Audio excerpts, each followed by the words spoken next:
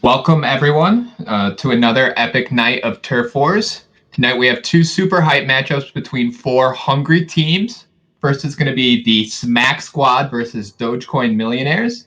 And then after that, we're going to be having the Fancy Scarves versus Revival of Brood War. Before all that, let me introduce our Observer Pseudo and my great co-caster machine. I'm Just Too Juicy. We are Rogues Gallery, and I hope you guys are all ready for another epic night of Turf Wars. Machine, how you doing, man? Hey, doing pretty well, man. Good to join you here, Just. And yeah, you pretty much said it. This is going to be such an epic night of the who's who in NA at the moment for remastered. I've got quite a few, I guess, matches I'm really looking forward to seeing here tonight. And yeah, this is going to be pretty epic one way or another. Definitely going to be super epic. I can't wait to see some of these matchups.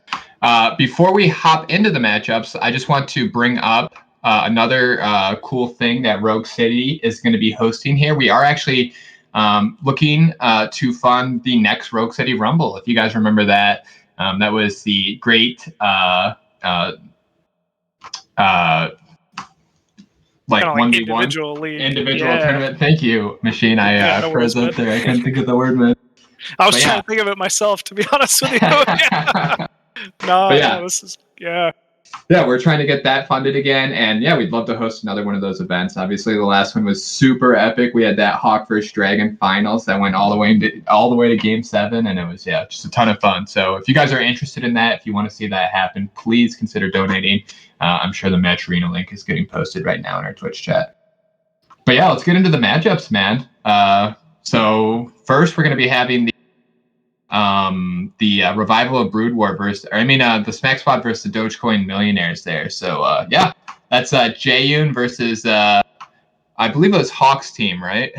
Yeah, he's Jaeyoon against Hawk's team, and the first match is going to be actually Jaeyoon against Keen on Polaris Rhapsody, which is the map I ended up playing last week. So this is going to be a pretty interesting one. Keen, really like a top North American Zerg, kind of known for his aggressive sort of play, great multitasking, great control, and Jaeyoon kind of like the newfound Protoss smacker, if you will, in the North America scene. Typically known for his Zerg play, but he's kind of, I guess, opened another page in his StarCraft career here, and he's really been playing well for quite some time with his Protoss. So this should be a pretty interesting matchup to start off with, in my opinion. Yeah. Are we sure that Jayen's going Zerg for this, or is he going Protoss? I'm not sure. He'll be going Protoss. He'll be going Protoss for sure. He'll be going Protoss? Okay. TBZ is definitely interesting. Keen is one of those players that is very abusive, right? And, since Jaeyoon is a little bit newer with this Protoss, Keen, I think, will have a lot of tricks that he could potentially whip out to maybe get a quick early win. He is one of those super hyper aggressive players that will, take advantage of any chance he can get. Yeah, definitely. And they're going to be playing on Polaris Rhapsody, which, in my opinion, doesn't really. When I think of the map, I don't think of it as a great map for early aggressive play from Zerg. When you think of early aggressive builds from Zerg, you think of what? 3-hatch speedling, all in timing, or something like a 973. But with that large ramp leading from the middle ground to both naturals, it can make builds like a 973 pretty difficult, as well as the map kind of allows for a very even wall off. There's only a one gap hole. As long as Protoss knows how to wall it right. Jayen definitely the type of player to practice those walls and those builds ahead of the game. So it'll really be kind of on Keen here to see, how he's able to switch up this early player, maybe throw Jayen off with something like a fake 973 into taking a double gas. It's going to be pretty interesting to see what he comes up with here. 100%. And this map, obviously being a 2-player map, there's a lot of different dynamics versus, 4 players where you have other mains that you can take and other naturals. This is much more direct, and you have to be a lot more, aware of just, the lack of minerals and how quickly you can run out, of your side of the map, especially on Polaris, where it's tough to get, it's pretty easy to get those 4 bases along the top, but sometimes taking those side bases can be difficult, especially, if you can't hold that high ground. So just a super interesting map, and I'm curious to see how both of them are going to play it. Yeah, definitely here. So actually, it looks like we have spawning at the bottom right as the white Protoss. It is Jayen. And in the top left as the pink Zerg, we have Keen here using the ID Dogecoin. Gotta love it. Definitely a great ID. And just double checking to make sure we have game audio here, 'cause I'm not picking it up on my end. There we go. We're good. This is already interesting play from Jayen. We see the pylon going down inside the main. That can only mean one thing. I'm certain this has to be a 2-gate opener here, and I really like this call right off the bat. Yeah, this definitely could catch Keen by surprise here if he's not expecting this, which, honestly, why would he be? And the lack of a gas is definitely telling us that, oh, wait a second here. This early gas actually means it's going to be a 1-base tech build here. So called it too soon. Nice. Curious to see what he is going to be going for. Obviously, there's a ton of different options you can do. You can get, really quick DTs. You can go for a fast Corsairs if you think you're going to catch the player by surprise. It's going to be definitely interesting to see how Jayen's going to proceed here. Keen just playing pretty standard so far, going for that overpull. He's going to be able to get down this hatchery without any harassment, which is definitely pretty nice for him as well. Yeah, definitely. This is pretty much the safe standard on this map. Really, the interesting point will be, thank God he's drone scouting, because if he wasn't and tried to put a third hatchery down in another base at the moment, he could seriously be in some trouble. But Jayen, with that 1 base early tech play, this is him opening, a new page. I don't feel like I've ever seen Jayen open with anything other than a simple gate forge expand, something like that. So he's got something in mind here, and I'm just curious what it is. Yeah, definitely. Obviously, this isn't a build that you just, throw in without practicing. If you're going to go for a 1-gate tech build, you have to have a very specific purpose. Otherwise, you're just going to fall behind because, you're obviously making some huge sacrifices to do this build, right? So he's got to have something planned. So I'm curious to see what it is. We saw the chorus finish now, so he should be trying to drop down whatever tech he is, but like some tech buildings in the main. It might be a Stargate. It looks like a Stargate, yeah. And so it he's is just going to go there we go. for that one base Stargate right here. This a lot of the times is followed up with like a quick DT, and you try to sneak it into the main or something like that. We'll have to see what he wants to do with the follow-up to the Stargate here. You can also just expand behind it, throw your opponent's timings off and, try to get a couple zealots out and expand and see what you can do there. But obviously, less efficient than if you just go for the fast expand to begin with. This is kind of a very defensive posture here from Keen. We see he's already recognized the opener. He scouted the Stargate. He's pulling both his Overlords back.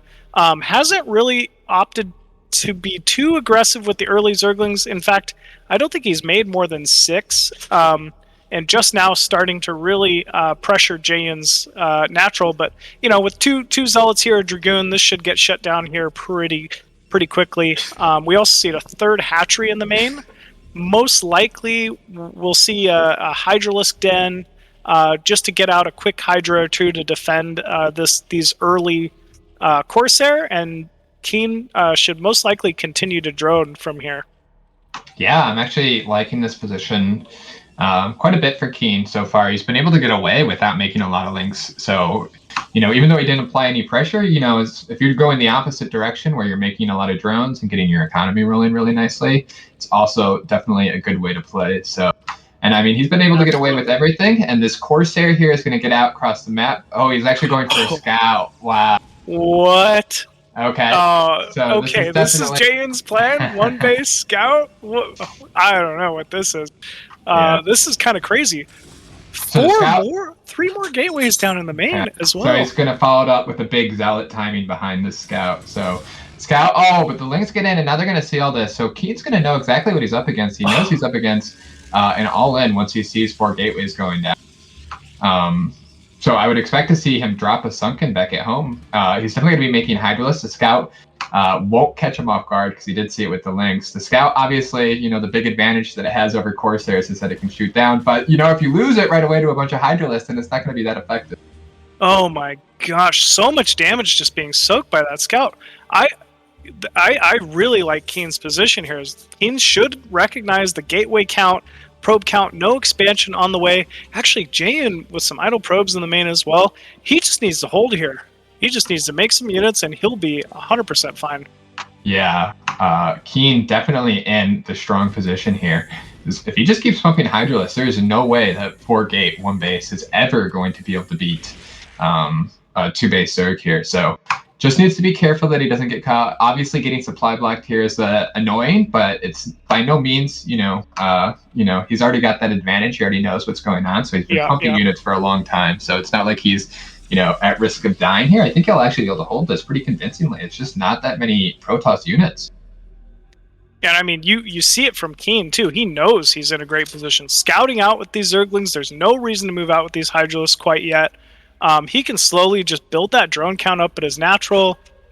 Wait for. I mean, at this point, you're really just waiting for your Hydra upgrades, and you can put on your own counter pressure. Mm-hmm. Pylon going down at the natural. So Jaehyun is looking to transition out of this, but this is just such an awkward position to be in if you're Jaehyun. Now, one thing you do have to be careful here with Zerg is it's really easy to get lulled into a false sense of security here. 4 gateway zealots is still a lot of zealots, and if you get hit and you don't have the Hydra count to stop the initial zealots and it starts to snowball, that can obviously, lead to a critical position too. And here we can see the speed finishing on the zealots. So they're going to be going across the map right now. I do believe that Keen should have more than enough here, especially with that Sunken. So this time he should be safe, but he also needs to be sure he doesn't start falling behind in, economy and stuff like that. If Jaehyun does start taking a base behind this, Keen needs to be taking his own third too.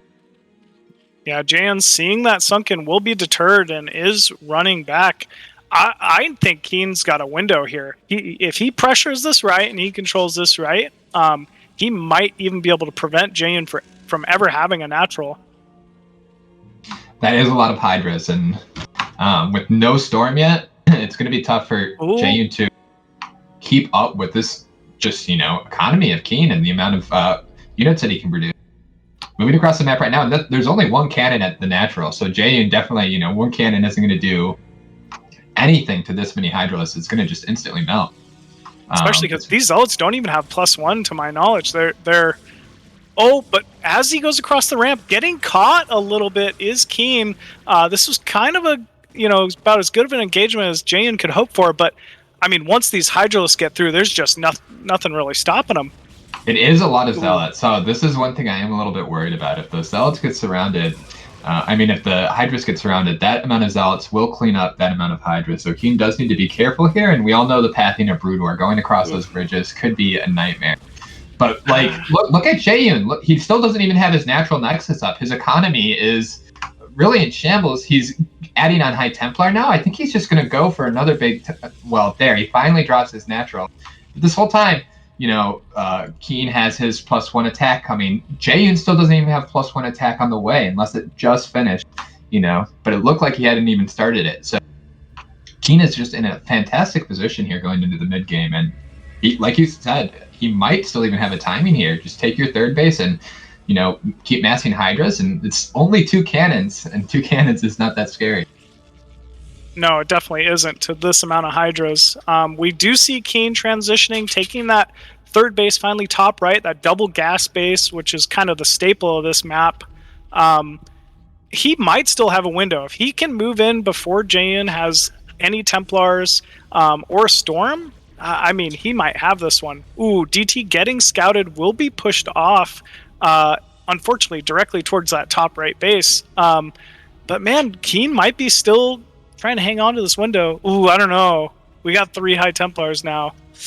Yeah, he definitely needs to be careful here. Obviously, his top right base is going to be canceled, which is unfortunate. He's got some lurkers on the way. It looks like this is a pretty good bust here. If he can get the lurkers burrowed and kill the cannons, and obviously the game's just over. But if this backfires, this could be Keen giving Jaehyun the opportunity to catch back up in this game. I don't know if he can bust anymore. Like, once you get Cannon Storm in this matchup, Zerg, it's really on Zerg to kind of pick those Templar off before you can truly engage with the mass of your force. This is a nice little deny if it happens from Jaehyun, but actually 5 Hydras making it just in time to that top right base will snipe that DT. This is just phenomenal play so far from Keen. Yeah, Keen playing excellently here. Now look at this contain he's going to be able to set up.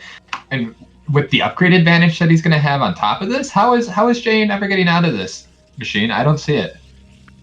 He's really going to need to do those essentials. He's going to need Dragoon range. He's going to need to start slowly storming and picking off individual lurkers here and where he can. But it is not easy to do once you're already somewhat in a contain like this. And wow, Keen taking the mineral only on top of this as well. He is in a very comfortable spot at the moment. Look at the gateway count Jaehyun even is still on. 11 minutes in and he's on 4 gateways. He's just now adding more gateways.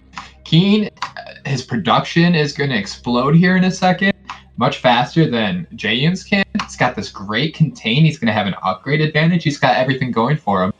The only thing Jaehyun has is that he's going to have some Templar that have a lot of energy when they finally do move out. But, that's to be expected in this matchup. Yeah, it definitely is. He's looking... Keen definitely in the dominant position, but I think Jaehyun can absolutely come back from here. Jaehyun even being forced to make cannons around his base, because if Keen had gone for any kind of lurker drops or mutalisks, he had no way of scouting this. Jaehyun is playing completely in the dark. He has no idea what Keen's going for, and he's going to try to be obviously he's going to have to go for a bust here eventually. I'm kind of curious if he'll add in like a shuttle and see if he can get some units outside. Sometimes that's a great way to... Exactly what I was thinking. Yeah, I think a shuttle would be so beneficial here. Even if he just snuck out some zealots and a DT, was able to get some harassment top right or the main, it might be something that gets him back into this one. But as is, supplies are almost even. That is never, ever good for the Protoss player in this position.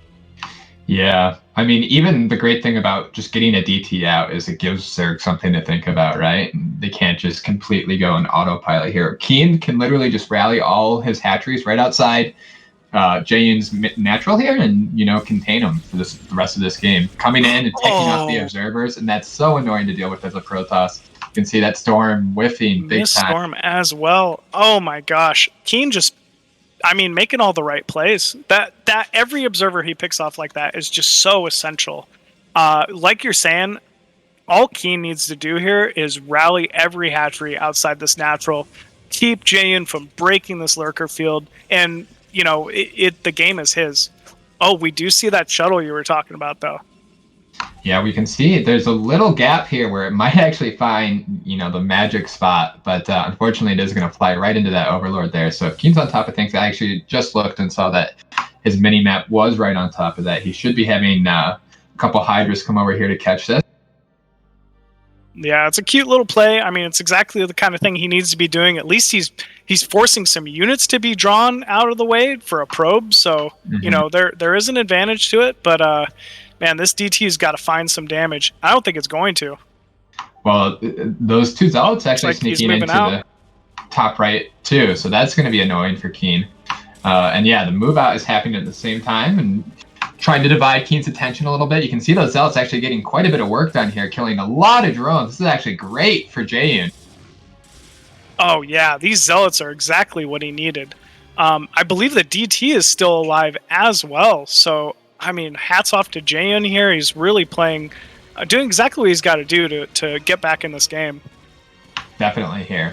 Unfortunately, the DT does get shut down there, but you can see Jaeyoon's not stopping there. He's going to do the exact same move again here, bringing out the shuttle. If Keen's paying attention, though, he might be able to snipe this. He does have Hydra still waiting there.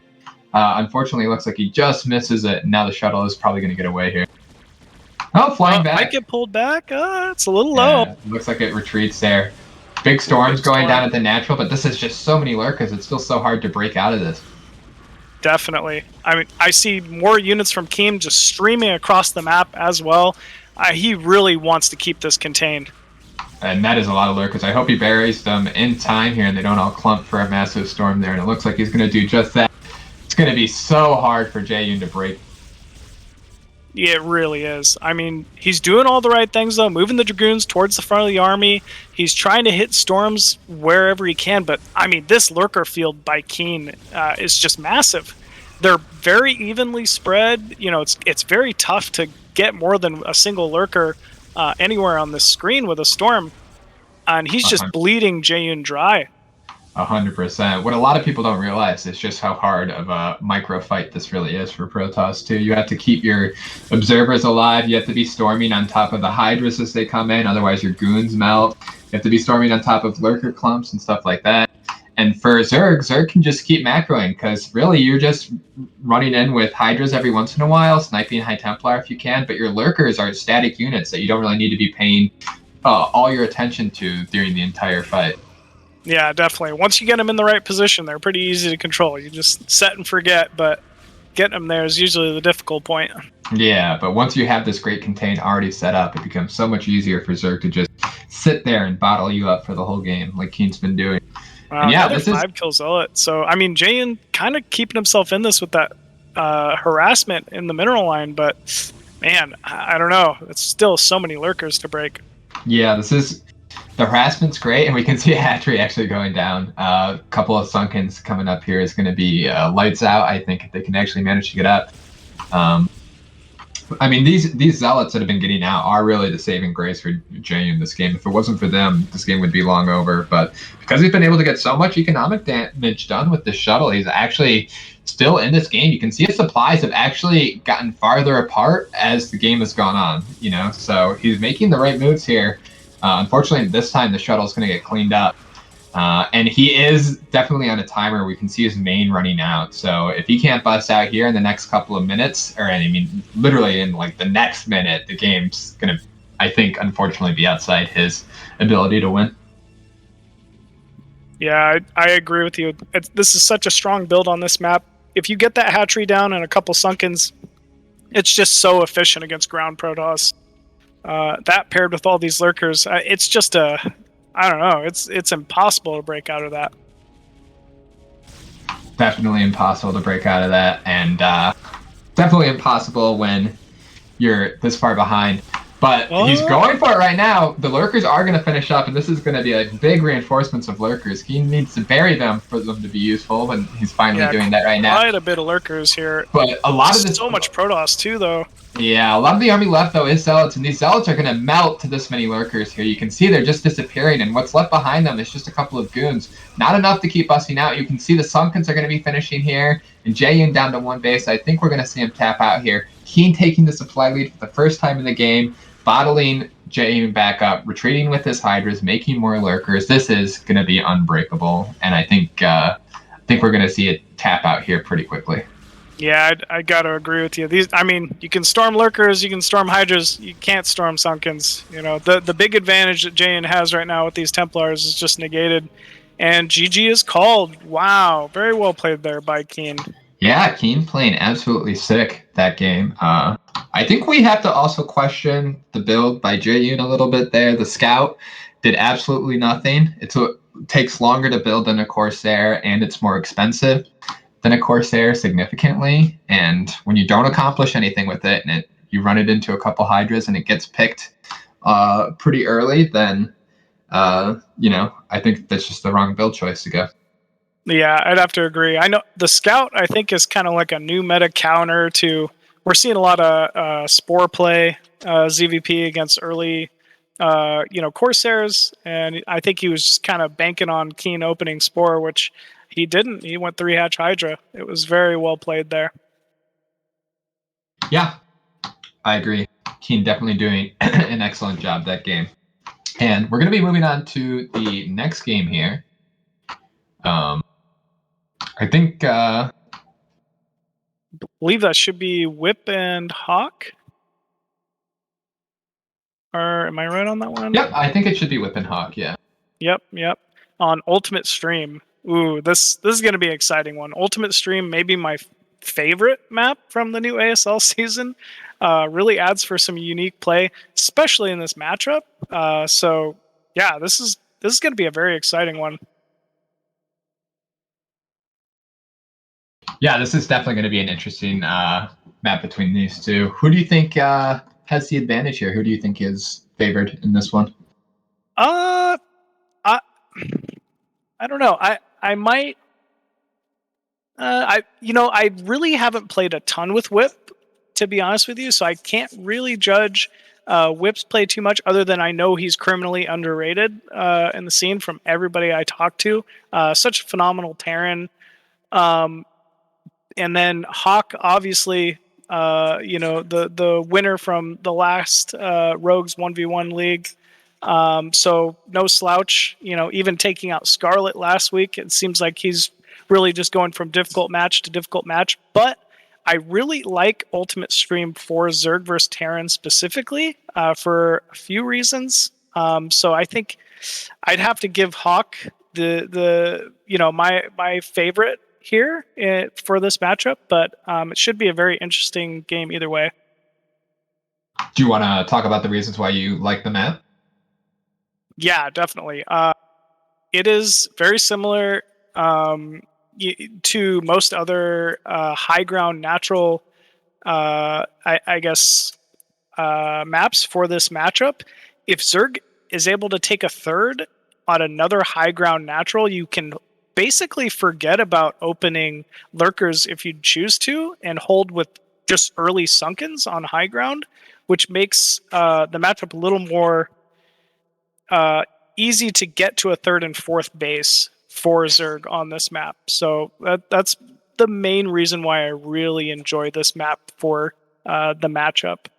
Hawk, definitely a player that likes to favor those larger econ builds and kind of drag players into that ultra late game. I definitely don't think he's afraid to play Whip, past the 20-30 minute mark. And from what I know about Whip, I've heard he has very strong mech play, which also could be very strong on this map. It's very easy to wall off your natural. Third is very close by. There's a lot of high ground positions to place mines, siege tanks, wall off third and fourth bases. So I think this map tends to favor mech play in general, which is what I'm hoping we get to see here. Hawk, definitely one of those players that's always up to date on his maps, and it's going to be super knowledgeable about, the most effective play style for this map. So I would definitely expect to see him take advantage of that natural third. Obviously, if you can hold that natural third, like the natural high ground base, you can just take that for that fourth base super easy because it's just the main of the natural, So we'll have to see if he wants to go for that. Spawning in the bottom left, we have as the blue Terran Whip.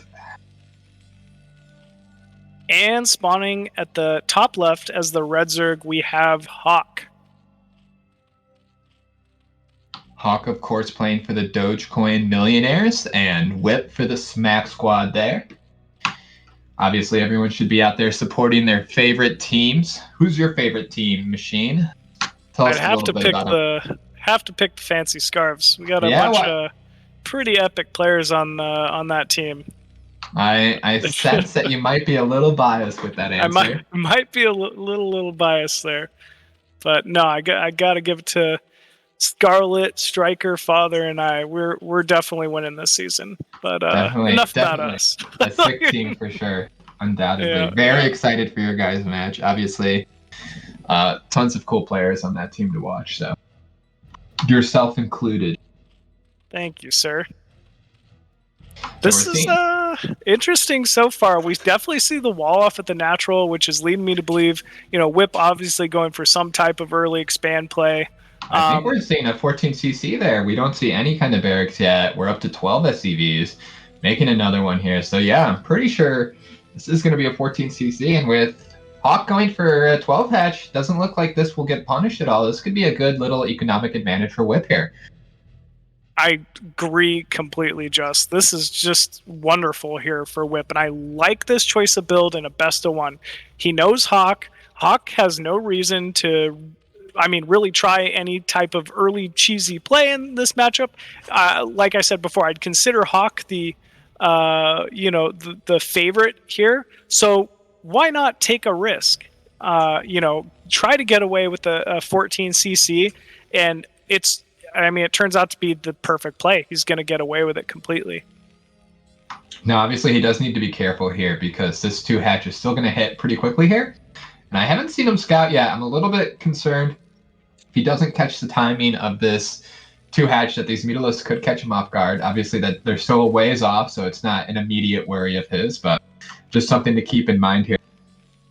And yeah, with no punishment to the 14cc, if Terran can get away with that, when they get into the mid game, their economy is just so devastating, right? It's so hard to keep up. It's already hard to keep up in this matchup with the Terran, It's so much harder when they get away with a 14cc.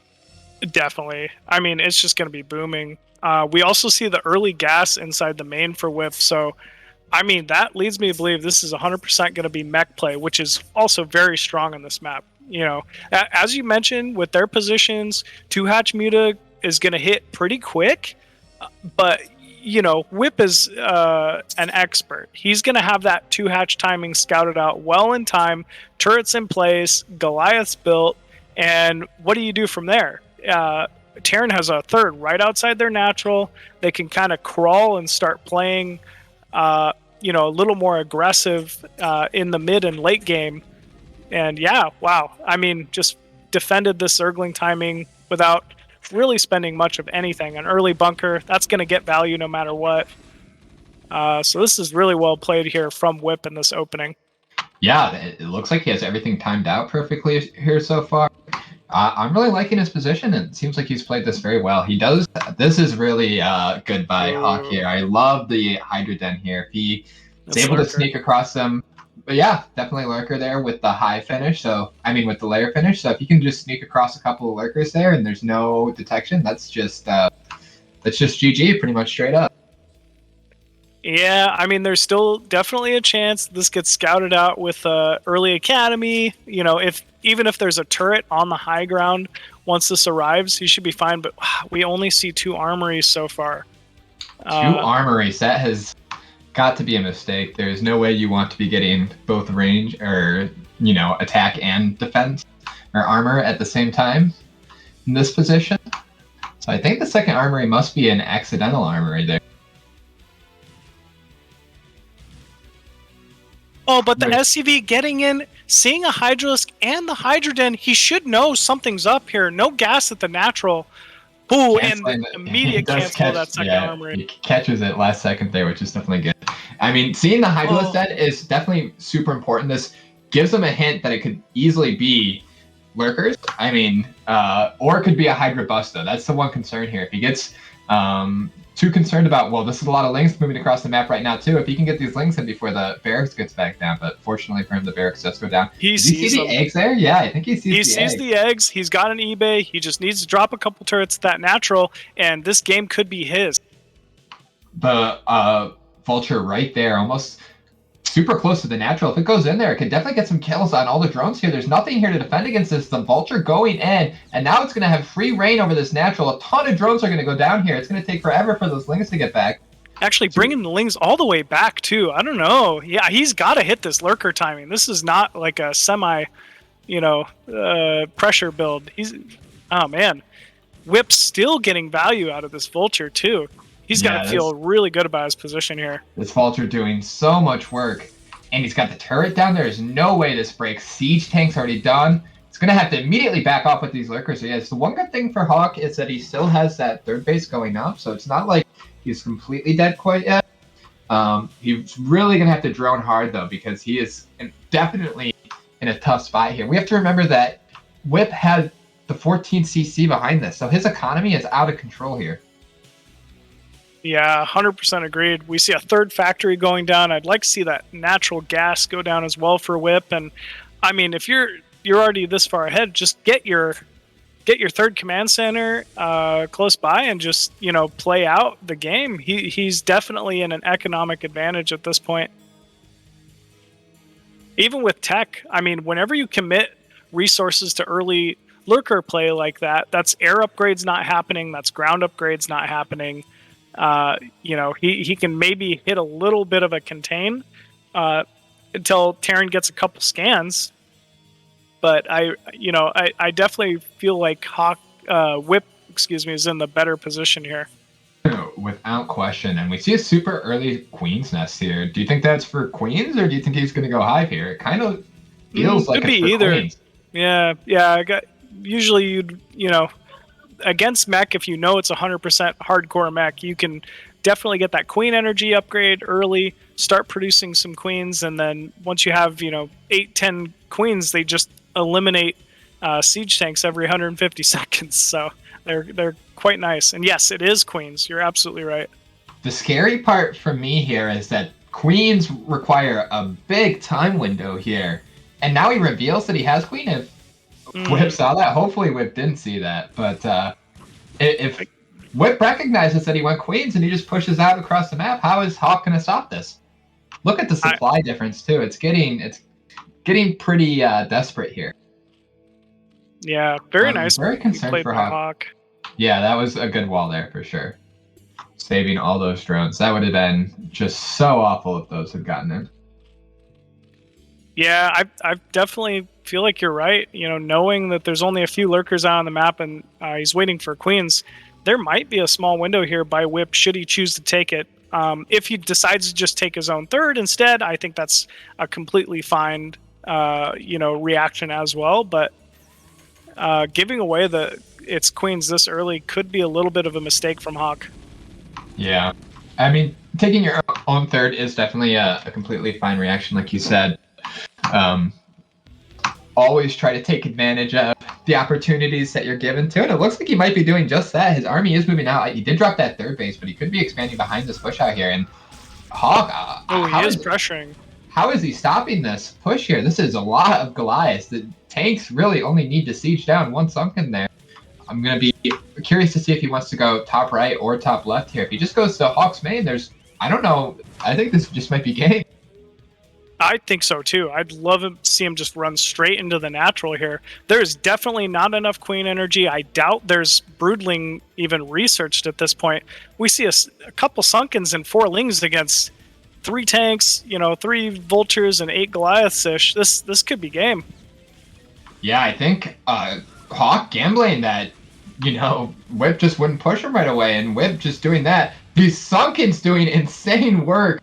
If Hawk had anything behind this to back up these units here, if he just had a handful of Hydras, he holds this, but because he went for such a gamble and got the queen so early, it looks like Whip's just going to be able to punish him and end the game here pretty much. Yeah, he might be able to. Remember, we got those queens in the back pocket, so if he's able to stall this natural long enough, oh man. Oh, we do see some have Broodling at this point, and actually we see a few queens going in. He might be able to whittle this down, but it's going to be close on whether he loses his natural or not. Yeah, I think he is going to lose the natural here. It's already so low, and we have more units showing up. The worry here is that, Whip can just trickle in units at this point, and I'm not sure the energy is going to refresh in time. Or, honestly, he's done so much damage. If he just wants to turn around, I think this has been super successful. He killed natural. He's way up now. His economy is going to be out of control when he gets that third base going. This is the kind of the worry of pushing in here. You don't want to lose this whole army and die to a counterattack or something like that. So maybe regroup. But, this has been wildly successful push so far for Whip. Yeah, absolutely. Hydra Den going down, that Queen's Nest that he's invested so many upgrades in, he won't be able to build another queen. So as long as Whip can just slowly pick these queens off, even they won't be a big advantage for Hawk here soon. Oh, we do see one more tank going down. It looks like Whip is opting to back up a little bit. Maybe not. Regrouping a little bit. Has a third down, so it's 3-base Terran to 3-base Zerg, and top right is barely mining here for Hawk. Yeah, this is pretty desperate for Hawk here. Whip dropping down a 4th command center. Whip's upgrades are, better. The one good thing for Hawk, obviously, has those queens, right? That's like his, ace up his sleeve. The only thing that he has that could potentially turn the tide of this game, because he's just going to be so far behind in everything else. He's never going to be able to get that massive Hydras or Mutalisk, and he's going to struggle to even retake his natural here. And he can't fall behind in bases. That seems, so desperate. Yeah, it definitely is. Meanwhile, Whip really should be getting that vessel count up. Ooh, cute little drop here by Whip in the top right, but actually it looks like there's a lot of Hydras already there ready to defend from Hawk, moving back in. Ooh, but not before he loses quite a few drones once again.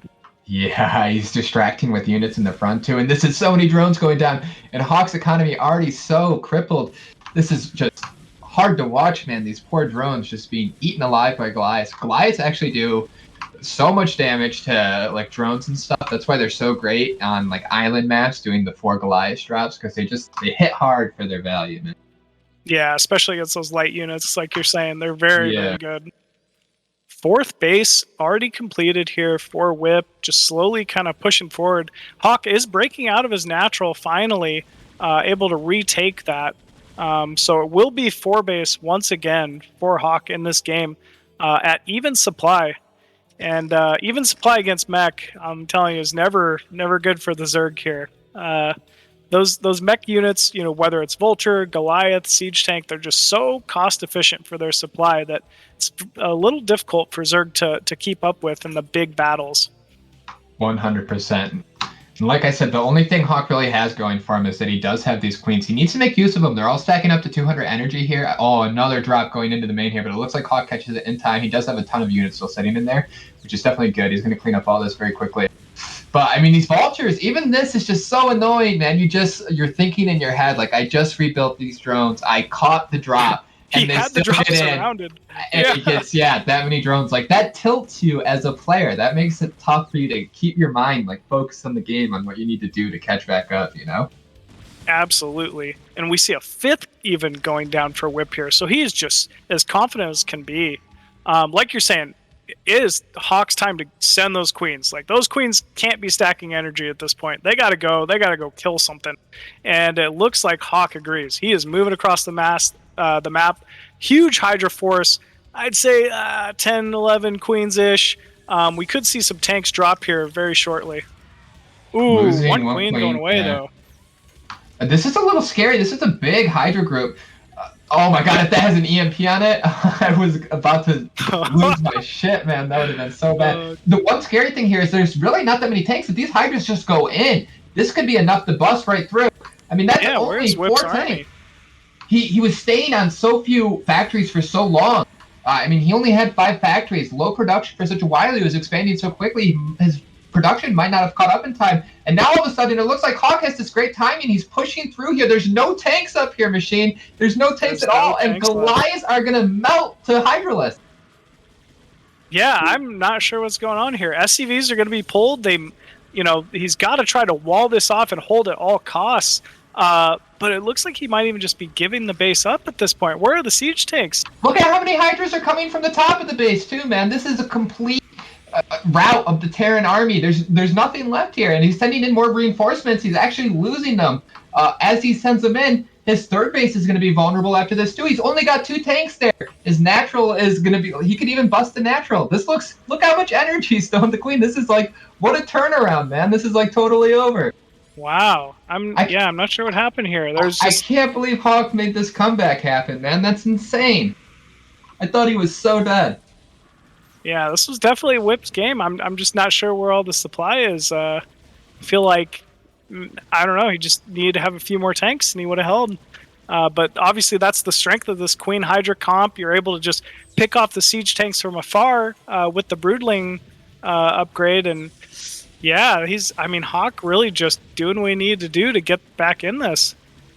I can't even talk about how insane of a comeback this was by Hawk. This was, such, killer instinct coming in, perfect timing. He just lost a bunch of drones at his top right base again. He knew he had to get something done. He comes in and, just takes out the base with the perfect surround on both sides with his Hydras and just completely dominates. Yeah, it looks, this is all, look at the map now. 5 bases. Whip was on 5 bases, man. Yeah, there's so much red on this map. He's got every angle covered, every corridor scouted. He's got 5 base. He's done it somehow after losing his natural, his tech, a lot of drones. Queens. He can literally be brood leading, or just destroying these tanks right now if he wanted to. Hawk's completely done it, man. Yeah, Queens are pretty good, I must say. Yeah. The one thing that Whip still has going for him, I suppose, is that his upgrades are. Look at Hawk's upgrades. 2-2, that's pretty good for a Zerg army there, but 2-1 is definitely, obviously way more cost efficient than any Zerg army will ever be against Terran, and I'm pretty sure he has the +3 on the way, so if he can get his upgrades up, maybe he has some kind of pushing chance here, but it's just so hard. You can see he's moving out right now, but these siege is really late, and these Hydras are getting right on top of the army here. Yeah, this is just unfortunate position there for Whip. Yeah. He probably just needed to sit back and try to retake that third. But as is, it's just 2 base Terran against 5 base Zerg at this point. Yeah, that's it was sort of a desperate position, so I can totally understand trying to push across the map there and see if he can get something done. But yeah, obviously not going to happen here, and he just loses his entire army again, and now, all hope is dwindling pretty quick for Whip to have any kind of chance to get back in this game. He is going to try to take a third base again. You can see it on the mini map there. He's trying to get it out, but I don't know if Hawk has any intentions of letting that stay alive for any length of time here. You can see just the stream of red going across the map, and look at this map vision by Hawk. You can see everything. And yeah, he's just going to crash on through. And yeah, absolutely insane comeback by Hawk. Whip, he played it so well at the beginning, sensing that he had that timing attack where he just completely crushed through and destroyed. And playing with the 14 CC, he knew he had that economic advantage where the timing attack would be even stronger. But then he just stayed on 5 factories for too long, and his production, I think, fell behind. And even though Hawk took so much damage, he was just able to produce that, the Queen's got enough energy. He was able to produce, maybe 30 Hydralisks, and he was just able to bust right through. Yeah, absolutely. Hats off to Hawk for staying in that. I think, definitely some Zergs might have even left once the natural was killed off. Hats off to Whip too. He, calling out that 14cc opener mech on that map. I think he was making all the right choices. Just, it didn't quite come together in the end, but he still played very, very well. Yeah, that was definitely a sick game. Very sick. Yeah, definitely. I didn't even think about that, but I can tell you if I was in that position and my natural gets killed like that, I think I'm tapping out, especially after the vultures get in and kill all my drones. I'd do some desperate, pathetic attack and then probably write some mean comments to the guy before I left. Yeah, I know. Same here. But I mean, Hawk just, keeping a level head to stay in that one and come back from that position. Yeah. Well played there. And that's one of those spirit breaking moments, right? Like, I hope, we're able to see a recovery here because the Smack Squad losing a game like that when you're ahead, that's got to sting. I mean, the Dogecoin millionaires, they're really gunning for it now after that victory. Yeah, they definitely are. They're looking for their own blood at this point. So next up, we got Cross and Jayun once again. Oh, wait, yeah. It's Cross and Jayun facing off against TT1 and Raz, ZVP. So this will in Team Melee. So this will be pretty interesting as well. I don't know the Team Melee meta. I really don't know how to read the Team Melee teams yet. There's Team Melee obviously not that prominent in any type of a tournament series, and it just seems like a select, few teams and players have really kind of made it start to thrive over the recent months. But man, I liked the series we were seeing from last week, and I'm pretty interesting to see what we can see from these guys here this week. I really, really love the addition of the Team Melee here. It's just such a cool idea to have a Team Melee section in the tournament, and it's just a lot of fun. I mean, I don't know if you play any Team Melee machine, but if any of our viewers have never tried it out, give it a chance because it's really fun when you can just really hyper focus in on either microing or actually your macro and just get your macro down perfectly. It's a great way to practice if you just want to focus on hitting your builds really well and stuff like that. Yeah, it really is. I've definitely been playing it over the last few weeks just to prepare for these series in general. Like me and Stryker have definitely been playing. I wouldn't say like a ton, but 20, 30 games, I'd say, and it's been going pretty well, and it's really unique. Like you said, typically you have one player focus on the macro and say, all right, I got the build, I got the econ, I got the drones. I'm going to give you units, go kill them. So it's kind of a nice little divide between the teams there, but there's absolutely those pinnacle points where there's just too much going on at both sides of the map, and you really need to split attention and call it out. So, communication is definitely very key in this in this game type, I'd say. 100%. You have to remember that if someone is controlling 2 lings in your side of the base, and if you open gate first and they have 4 lings in your main, and you have 2 zealots over in their natural, you're fighting against the 4 things in your main that are being controlled almost perfectly because they're being entirely focused on the whole time. While your opponent is trying to defend against the 2 zealots that are being microed perfectly on his side of the map, so it's super exciting all the time. And you would think that, with 2 people on a team, it'd be really easy to not miss things and to be perfect on everything, but it's actually still pretty difficult. And yeah, it's just so much fun. So if you guys have never tried it, any of the viewers out there watching it, I definitely recommend trying it. Yeah, definitely recommend it. It's actually a great way to get your buddies that really haven't played StarCraft into StarCraft as well. It's just, the whole team aspect just makes it a lot more fun. You can kind of teach your friends while you're playing together and stuff like that. It's really, really nice. And I think we need the sound again here. And All right. spawning. Yeah, go go ahead. for it. You go for it, Okay, Jess. You do it better.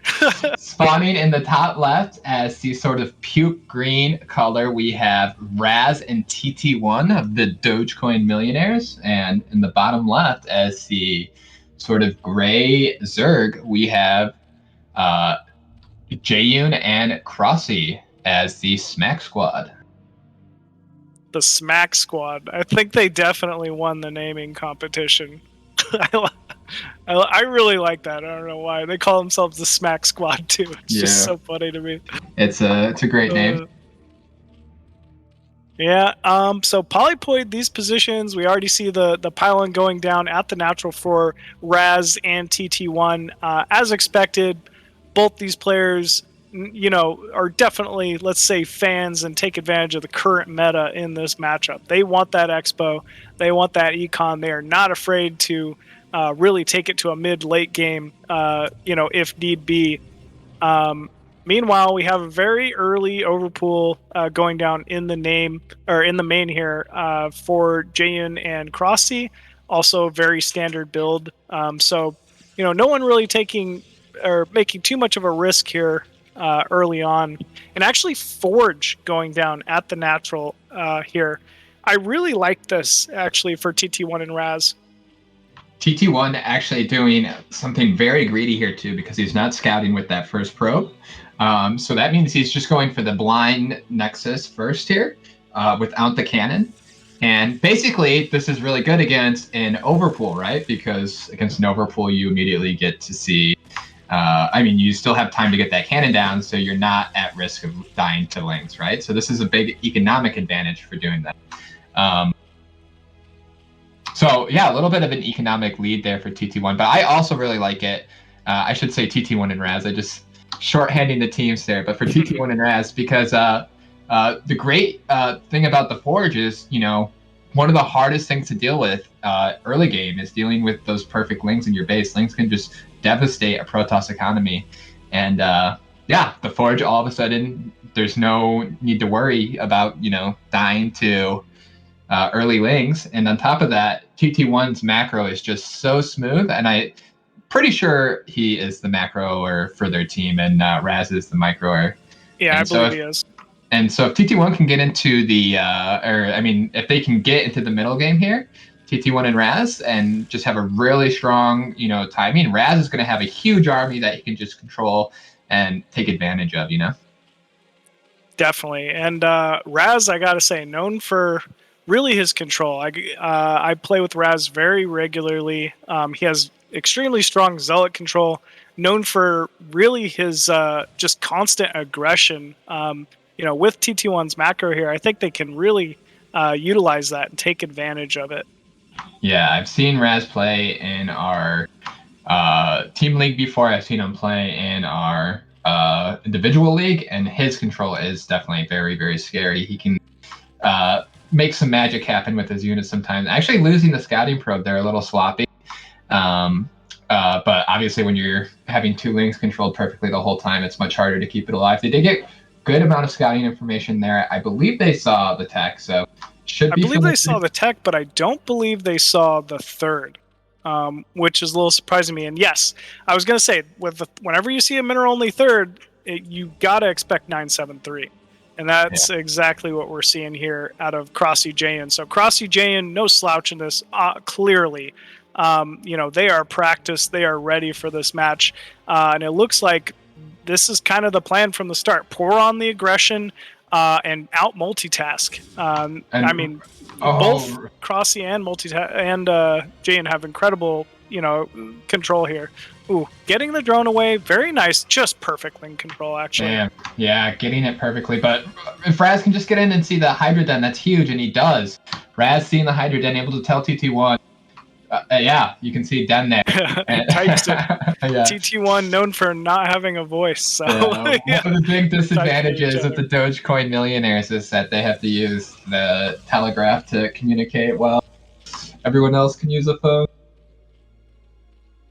Yeah, exactly. And I gotta say, that's one thing. I think it is a disadvantage if you're not talking. But, TT1's macro is so strong, might still be able to do it for him.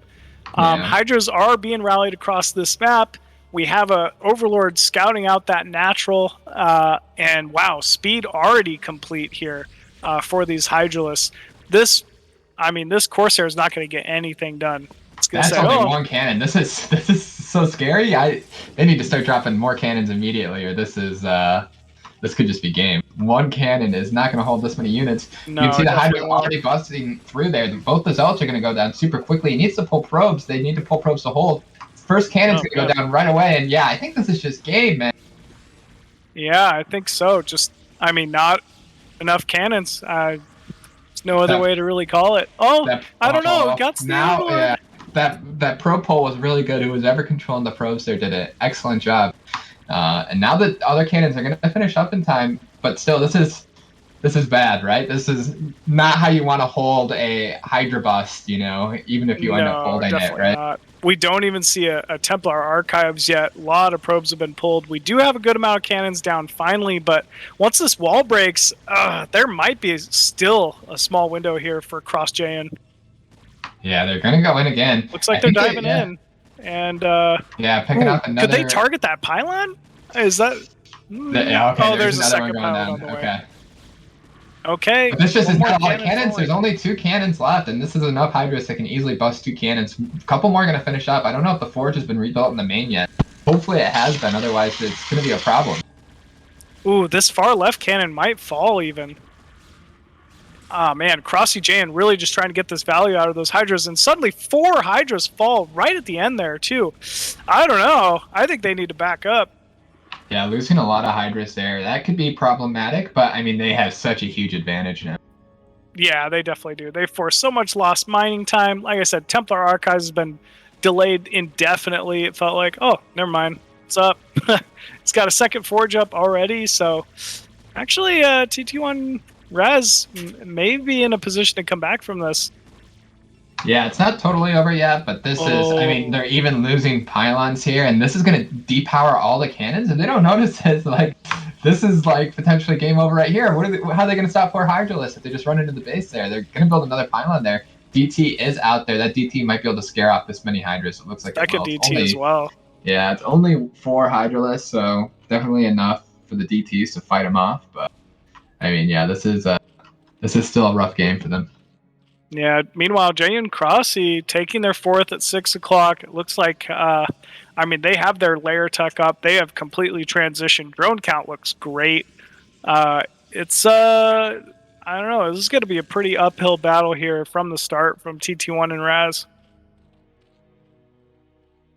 Yeah, 4th base on the way for JY Crossy for the Smack Squad. And meanwhile, the Dogecoin millionaires are going to have problems even pushing out of their base here. They're finally starting to get up some units, but you can see those 4 Hydralists are just holding everything back. I'm not sure if they lost to 2 DTs.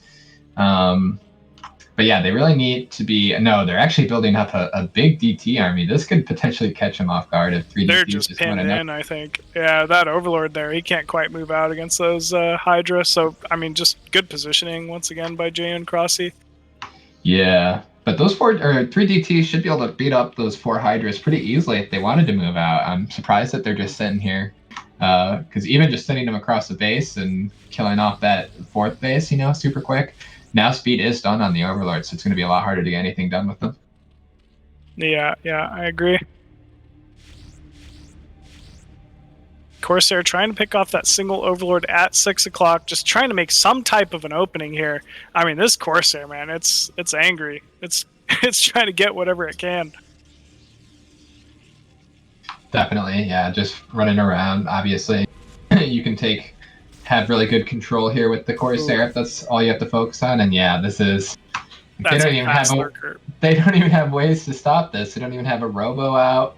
This lurker can literally just get all the way in. Yeah, I mean, the robo just finishing now. Yeah, this is not the type of position you want to be in. I'll just say that much. Oh boy, that lurker positioning too. Oh man, this is got to be pretty frustrating for TT1 and Raz. They've just been in their face this entire game. Oh, I'm hearing a Templar die as well. Finally diving in on what's left of these cannons. Lurker in the main as well, but actually just opting to move down to that natural. Ooh, might get detected there by that cannon. Nope. Oh my Perfect God, positioning. it's out of range. Yeah, the Dogecoin millionaires are just falling apart here, and yeah. Unfortunately, this looks like TT1 telling Raz to go across the map, which I guess is their only hope here. It's really their only hope, yeah. Because, I don't think this is a bad idea given the situation. Yeah, because, I mean, without any kind of way to stop detection there, but you can see Raz you can't really make anything happen when there's just too many units across the map too, and yeah, this is pretty hopeless. Yeah. Another pylon even dropping at that natural. I mean, Yeah, I mean, Raz they and still TT1 really just trying to do whatever they can, but there's just no room to really move here. still no detection here. I mean, they can't even get their natural back, and now there's a huge Hydra Force outside, just going to be able to push in here. And yeah, I think we're going to see a tap out here any second, to be honest, because there's just no hope here left for them, I don't think. I mean, there's lurkers coming across the map, and yeah, no units, no High Templar to help, no cannons. Yeah, final Templar falls, and GG is called. Wow. Quite the showing there from Jayan and Crossy. I mean, just really strong play. They definitely looked practiced and poised. That was, man, that was a smack. That's for sure. Yeah, 100%. Smack Squad smacking Dogecoin millionaires there. And tying the series up, well, getting closer to tying it up, making it 2-1 now in favor of Dogecoin millionaires. So we're going into the big game here, Crossy versus TT1. And this is, for the series. Well, potentially for the series. This is game point here if TT1 can win. And, he's going to be hungry after that last game, I'm sure. Going to want to redeem himself. Yeah, he definitely will. I mean, TT1, no slouch. One of the most dominant Protosses to ever exist in North America, going up against Crossy, who's, I mean, maybe clearly, I don't know. It's kind of arguable between him and Hawk, who's really the NA King Zerg at the moment. But still, no slouch. It's really hard for me to pick a favorite on this one. I'm going to say I think we're flipping a coin here for sure. Yeah, it's really going to depend upon what version of each player shows up. Sometimes when they're really in practice, both of them are out of this world good, and then sometimes both of them aren't practicing nearly as hard, and a different version of them shows up. So I'm going to be curious to see what version we see this week. Obviously, we've been seeing them play these previous weeks, and they've looked pretty sick. So if this is both of them at the top of their game, that's an insane matchup right there. And I'm just super excited for this. I can't wait to see who wins. Yeah, definitely. On Ascension, no less. I mean, definitely one of the pinnacle maps come out of ASL this season as well. Yeah. Alrighty, here we go. Spawning as the white Protoss player at the 12 o'clock position of Ascension, we have TT1. And as the dark blue Zerg in the bottom right, we have Crossy playing for Smack Squad. TT1, of course, playing for Dogecoin Millionaires. Right off the bat, with this positioning, 12 o'clock versus the, I don't know, 4 or 5 o'clock, what you call it, I like the positioning for Zerg here. This positioning really allows the main to be very easily dropped for a Zerg. Whenever I get these positions in this matchup, because this map is so funky to really move around, there's, obviously that tiny little one hex entrance outside the natural leading to the middle. There's the high ground exit going towards your third, and then the roundabout at the top towards your fourth. It's really tough to kind of pin Protoss in as a Zerg player on this map. You don't see a whole lot of lurker contains here, but drop play just so strong inside the main, because that movement distance between the main and your third and fourth on this map, it just feels like it takes eons to pull your army back. So it'll be interesting to see if Crossy opts for drop play this game. I definitely agree with that. You obviously have such an easy, location to just pick up and drop. You're going to be expanding that way a lot of the times anyways to that fourth base. So, you're going to be staging units there quite potentially. And yeah, very, very effective way to play the map.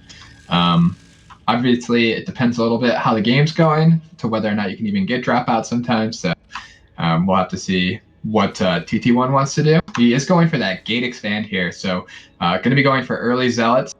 We'll have to see if he wants to play more aggressively with this or more defensively. He's going to see the finally going to get that probe in there. Crossy dancing around with that drone pretty well there, doing a little bit of damage. But he's going to see the timing on the pool there. He's going to know it was an overpool, going to know how many lings are going to be made right here at the start. And he's actually going to send that first zealot across the map.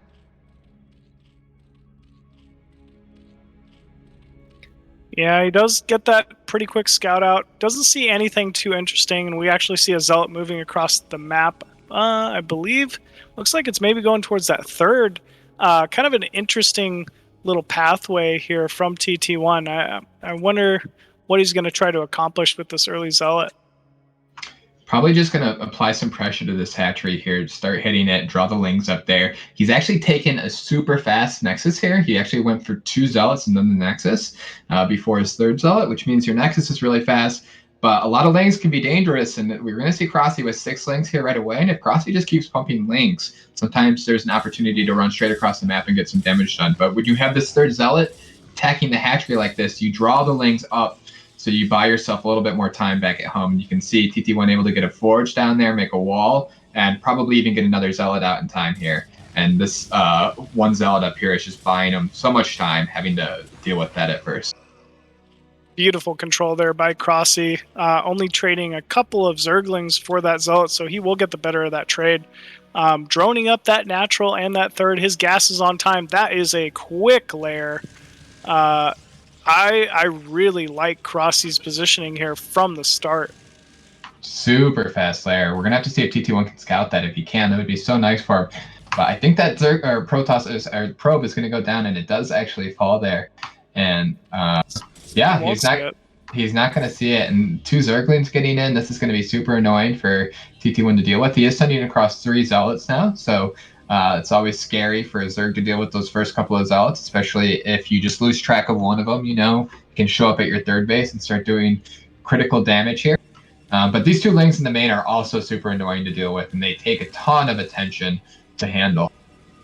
And notice how Crossy's not just diving into the mineral line with them, not going for a probe right off the bat. He's being smart about this. This is a way he can tax TT1's attention span. He already scouted the 3 zealots moving out. I mean, Crossy just doing all the right things here early on. And it's really going to come down to what these zealots can do. TT1 noticing them there. He's going in for the fight against these Zerglings. He's going to need to micro this fight really cleanly. That's a lot of Zerglings. They're going to win if they just take the straight up fight. He's going to run away with the zealot. See if he can get, regroup him with this other zealot that's coming across the map, or get him into a better choke point to take this fight. But they're getting caught off by these Zerglings here, and he's losing 1 for free. They're running them all around now, just trying to confuse the Zerglings. He's actually snuck one into the natural during all this, and that's already gotten 2 drones. Super good. This is what TT1 does so well with this gate first. He's just always got zealots all over the map. He manages to sneak one out. Earlier, like I said, when you have those 3 zealots attacking the 3rd base, it's so easy to just sneak 1 zealot out, and then all of a sudden, you just lose drones just randomly. You look over at your natural, and oh my god, there's a zealot in my natural, and it's already killed 2 drones. And there's still a zealot at the natural. It's getting 3, 4. Oh, and man. He sees the Spire timing. He knows exactly what he's up against now. And look at how many drones are just not mining right now, just running around. And he's got another zealot just waiting there. This one's drawing the attention of this. And, well, this zealot, I think it's a little ambitious trying to get in. This one's going straight to Ire for that. Still worth it, though. Look at the pressure he's forced, the lost mining time, the lost drones, as well as these Zerglings. I mean, it doesn't look like much. You might think, Crossy's in a great position. Look at the amount of lings he has on the map. No, I can tell you, he does not want a single one of those Zerglings at this point. He needed drones. The damage has been done. He is a little behind at this point. 100%. But now what I am worried about is if Crossy's going mutalist here, I didn't see any cannons in TT1's main. I'm hoping he's drops them here, because if 5 mutalists show up and there's only 1 Corsair, this could be really, really scary. And I think we just see the mutalists popping in the natural right now. Just to Scourge, actually, so maybe it is just for Scourge here. I saw a bunch of gas drop, and I was worried for a second. Let's see if this Corsair can get away. Yeah, Crossy trying to control it as best he can. Oh, nice little cut off there. That feels good. That feels good there for Crossy. But still down 20 supply. I mean, yeah, this is a huge supply gap, and it doesn't look like he is going for Mutalist, at least not immediately here. So Picking off that Corsair really good to keep TT1's Corsair count low. Means he has to make more. And you can see he's getting that +1 attack for the air weapons. So that means he is going to be going for at least 5 Corsairs to make that effective. And yeah, I mean, Crossy doing a good job of droning up, trying to get his economy rolling again. TT1 very brave with this one Corsair. I can't believe he's out on the map again trying to pick this off. It's going to work out for him because I don't know what happened to that second set of Scourge. But, and now we do see the Mutalisk here. So TT1 even getting an early scout of that. Very nice here. But still, that one cannon in the main, it's okay. He did add a second cannon there. So should be safe against Mutalisk. And he does have 2 more Corsairs as well. Yeah, definitely. He should be completely fine. Gain that early Corsair pickoff will kind of delay when he feels comfortable moving out on the map here with these Sairs, but usually about 6 Sairs with +1 is kind of the magic number to really feel safe against Mass Scourge. I believe it's 6, but 5 can kill them in 1 shot before they reach, or I mean in 2 shots before they reach. But yeah, 6 is when you really have that devastating confidence. Otherwise, it's so easy to just lose 1 Corsair. Yeah, completely agree here. So Muta's moving out. It's only 4 on the map, which is not enough to kill Corsairs, but it's enough to kill Templar. So this is kind of the passive point in ZVP where we're going to see TT1 maybe try to move out with some Zealots, but no serious aggression can really be had quite yet once your opponent opens Muta. And actually, Corsair is feeling very confident to move in. Doesn't lose a single Sair? There's 5 Sairs right there, so you can pick off those Scourge in 2 shot if he catches them off guard like that. And this is actually very scary. This push is really dangerous here, especially when you already lost all your Scourge. He's coming in more, but they're not getting good throws. He does get 1. He's going to get another one here, but this is enough Corsairs to still beat this Mutalisk force back. And once these Mutas die, there's not that much left here for Zerg. And you can see the reinforcements of Zealots. This might just be overwhelming. This might be Crossy tapping out right now. That's really what it feels like. There's all the Mutas are dropping drones going down at the 3rd. There's just no force to really meet these Zealots at the moment. And this is what TT1's so good at. When he gets, a steady build to do and just gets that macro done, he is just such a beast. Never misses a pylon, never gets supply blocked, gets his gateways on time, gets his tech on time. And you can see just, look at how many Zealots there are in this base. And it's only 10 minutes into the game. He's just got them streaming across the map, dude. 50 supply up. Yeah, this is totally over. Yes, completely over. Looks like the 6 hatchery will drop. Crossy trying to get what he can here, but unfortunately will be forced to tap out there. And GG is called. Well played by TT1. Yeah, so that's the Dogecoin Millionaires taking it 3-1 with wins from Keen, Hawk, and TT1. And then, of course, Smack Squad able to take the Team Melee there. So super cool series. Yeah, it definitely was from start to finish. So many of those games were pretty back and forth. But yeah, they ended up taking it very, very strong playing there from the Dogecoin Millionaires. Awesome. So I think we're going to be going to a break. Machine, you're going to be playing here in just a little bit. Do you have any words for your fans, man, that you want to say before your big game? Yeah, definitely. Cheer for me here in like an hour or whenever I end up playing. I'm going to need it. But thank you very much, Just. Always a pleasure casting with you, but I hope we get to do it again soon. Thank you, Pseudo, for observing. Thank you, Strom, and the rest of the Rogues Gallery crew for having me. Hope to be back soon. And thanks all you viewers. Keep tuning in. And like I said, cheer for me in my match. I'm going to need it. 100%, man. Good luck. All right, see you guys. Take it easy. Peace out, Machine. それが夜明け前のものであるなら少しだけ微笑ましい何一つ形のない人のいない海だとしてもそれが君の心のあり方なんだね何もないことが君の形だった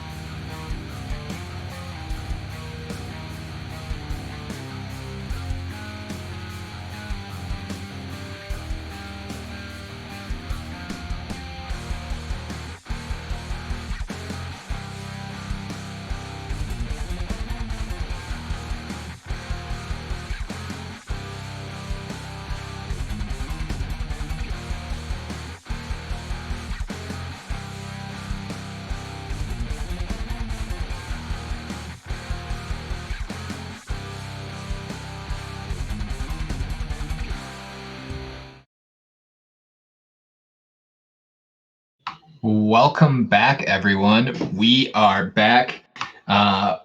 With me now, Machine obviously playing with the Fancy Scars. We're about to be having a sick matchup between Fancy Scars and the Revival of Brood War.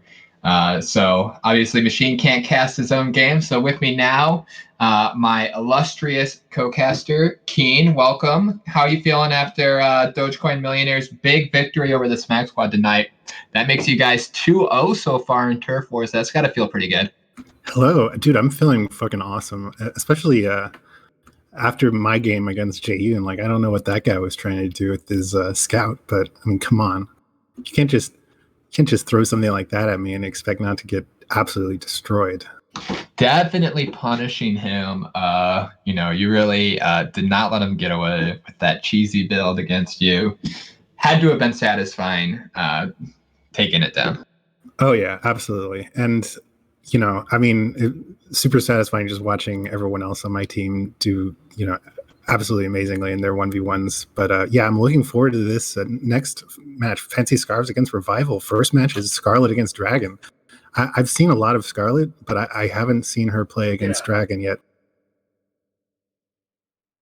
Yeah, Dragon, obviously one of the strongest NA Protosses. It's either him or TT1. We just saw what TT1's capable of, so we're going to have to see if Dragon can, perform and impress just as much.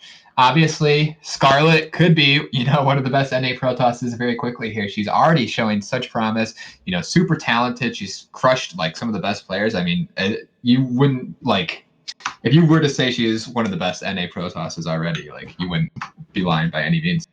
Yeah, honestly, I mean, she hasn't played in a lot of tournaments yet. I think this is honestly the first actual non-Korean tournament that she's played in since she started playing Brood War, but she's just been crushing practice games against everyone. So yeah, I really honestly, if she's probably at least top 2 Protoss in North America, in my opinion. And I know she just had a big match in SC2 too that she won, so congratulations to her for that as well. Yeah, DreamHack, right? Dude, can you imagine playing competitively in 2 games in one day? I know, just insane talent, man. Actually, just insane talent. But yeah, we're going to be getting into this game. Dragon, of course, is a race picker. He always picks Zerg against Protoss. So yeah, I think we're going to be going right into this. It's going to be Scarlet versus Dragon, Fancy Scars versus Revival of Brood War. And this is going to be super hype. I can't wait to see who wins this. Yeah, me neither.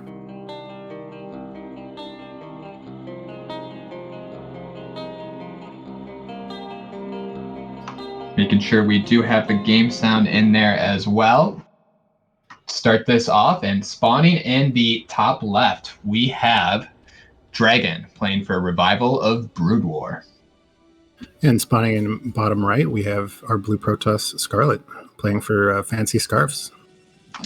And just at the start of this game, I want to give a big shout out to all the viewers out there. You guys are liking the stream, liking the content. Please drop us a follow and definitely help support the stream. We're also hosting another individual league, Rogue City Rumble 2. You guys remember Rogue City Rumble 1 was super fun. We had that sick best of 7 finals between Hawk and Dragon that went all the way. That was one of the most hype finals I've seen, to be honest, to be completely honest. And yeah, I can't wait for Rogue City Rumble 2. That's going to be super exciting, man. So yeah, I think we'll drop the Match Arena link. And yeah, if you guys like our content and want to support it, please consider donating to that. Obviously, all the proceeds go to the players and just making the event run smoother.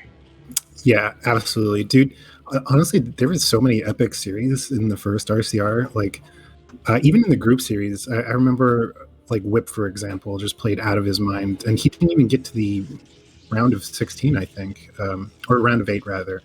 But yeah, Hawk versus Dragon was one of the best final series I've ever seen. There was just an insane amount of really epic games. So if anyone hasn't seen it, I mean, go check out our YouTube, maybe check out some of the games from last season. It was just a couple months ago, so still very recent. But yeah, it looks like it's going to be I didn't catch that. Was that a 9 gate or a 10 gate from Scarlet? I believe that was a 9-gate. I also missed it, but I'm pretty sure it was a 9-gate. So we're going to be seeing a super fast Zealot here. And Dragon just going for an overpull. No, Dragon actually went for a 12 hatch. Oh, 12. You're right. My bad. I was, for some reason, I thought that was an overpull. I totally missed it. And so, yeah, this could be really effective for Scarlet here with this first Zealot getting across the map so fast. Was it 11 hatch or 12? It was a 12 hatch. So yeah, his lings are going to be a little bit more delayed, and the rush distance is a little longer than some maps on Polaris. But I fully expect the Zealot to definitely get to Dragon's base before lings are out. If she goes straight for his main, she could potentially get a drone or two, and at the very least make the drones pull back and delay mining time. Scarlet. So what Scarlet did is she didn't send a probe across the map. So she actually has no scouting of this. And she's actually playing very greedy with her probe by not scouting. And that's why she sent her Zealot. And unfortunately, Dragon going for the 12 hatch is going to get away with it because she didn't scout to see what he was doing. Yeah, that's really surprising. I don't really see Protoss opt to not scout like that very often. It's very unusual. It can be... Obviously, it can be a great little trick to get a nice little economic advantage, especially if something special planned.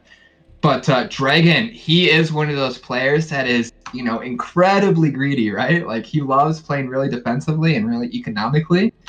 And, yeah, I think Dragon going for a 12 hatch is probably within his character. So, Scarlet getting, played a little bit here.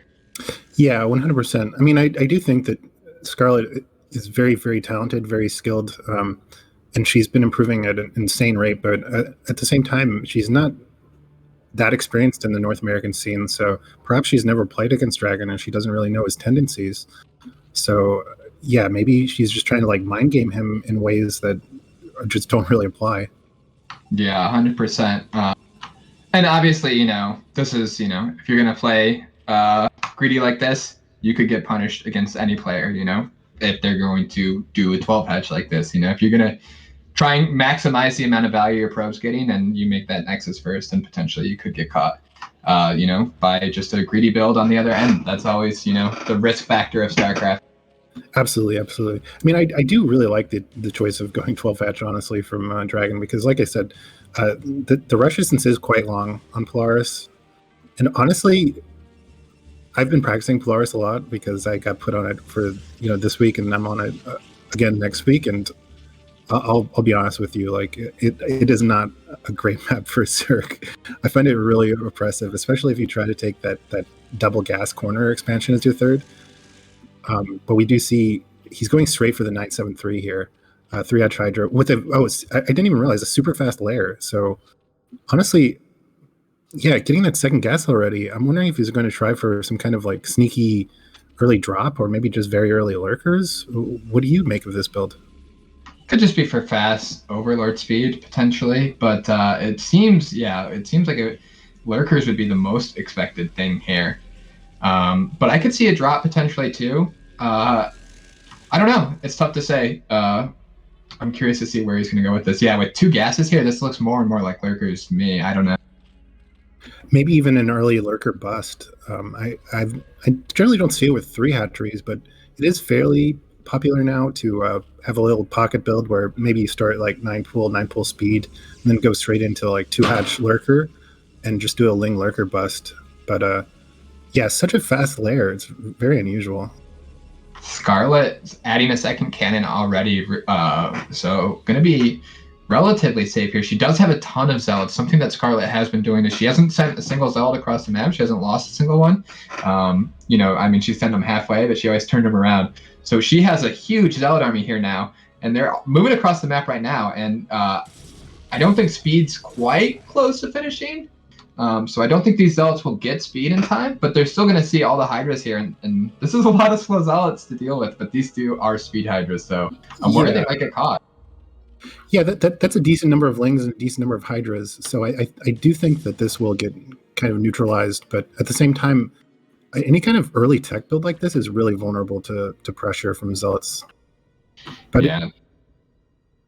Speed probably, I mean, that Citadel was finished pretty quickly, but Speed probably still maybe even 30 seconds off here. I don't know if these elves can make it back home, but now this is just a huge Hydra Force going across the map. This is going to be really tough for Scarlet to deal with.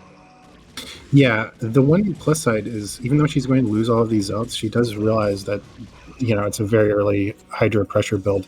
So she's going to be adding a bunch of cannons now. I don't know. Honestly, this is a really tough position. She was sending 2 zealots out to try to pressure a little bit more, but I think she realizes that she just needs everything to survive right now. So she brought those back home, and she might not even need to pull probes here.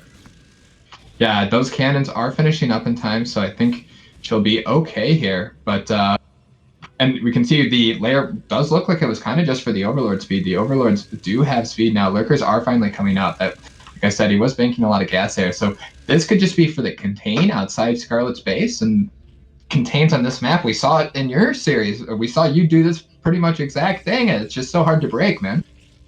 Yeah, we'll have to see if Dragon actually pulls out an offensive hatchery as well. But honestly, yeah, contains are good.